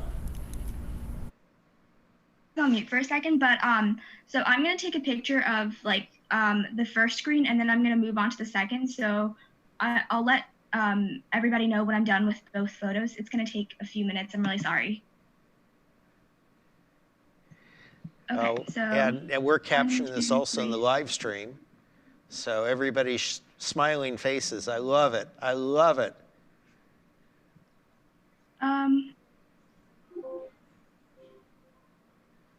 No, we know everyone's here. Everyone's alive. Everyone's healthy. That's great. Okay, so can everybody give me a big smile really quick? Okay, 3, 2, 1. Oh. Uh-oh. Mir, your comment like got in the way, so how about we not like actually like type anything for the next few seconds? So we're gonna have to do it again for the first screen. Okay, 3, 2, 1, go.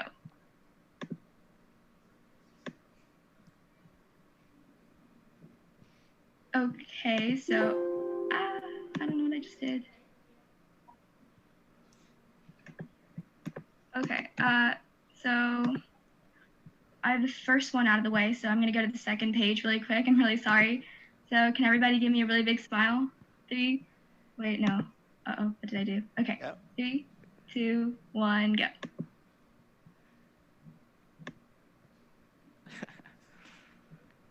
That's great. I don't know what I'm doing. Save.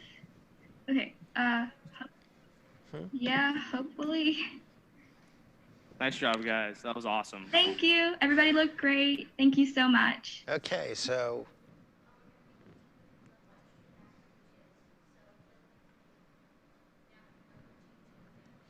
yep, so you can follow us on the live stream. So back to the live stream we are, and I'm going to let everybody kind of jump off the call and come back to the live stream. It's great to be able to see everybody here on the, on the live stream. And I'm going to pull the voices that are in my head out of my ear. I've been listening through the wonders of technology, a little earbud that works very well. And I want to, wrap up and thank you guys for attending. When we first were thinking about how we were going to tackle this, what software are we going to use? What technology are we going to use? But it was so important for us to maintain not only the tradition, but then the importance of this event, because it gives everybody a chance to contribute to how we can improve. And it wasn't a perfect event, but no event is perfect. We've really put a lot of time and effort into this. I really want to thank Selmuth and Vikram for stepping up. They ran an awful lot of this behind the table. So getting the board, figuring out how we were going to use the board, getting the practicing with it, doing the data analytics.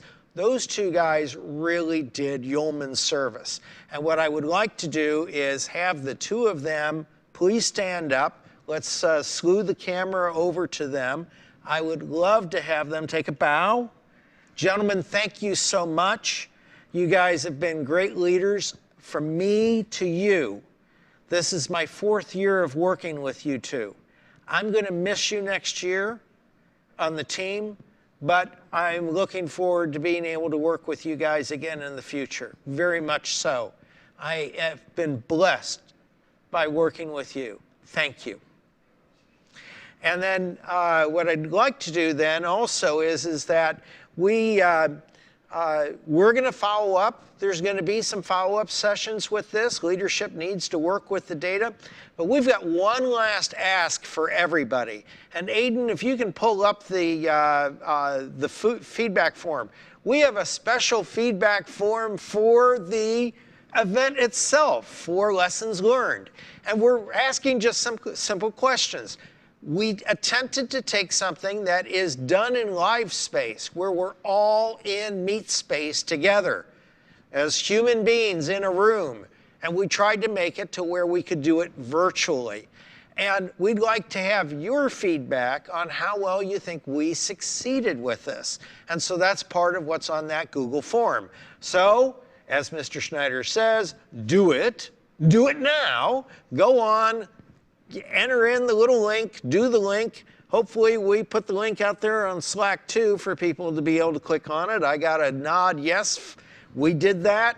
That's out there. And it gives you a chance to give us some comments because we really do want the feedback on how well this worked. How do you think that it worked? What can we do to improve it? Because this kind of thing, we may have to do more of this as we work into the next season.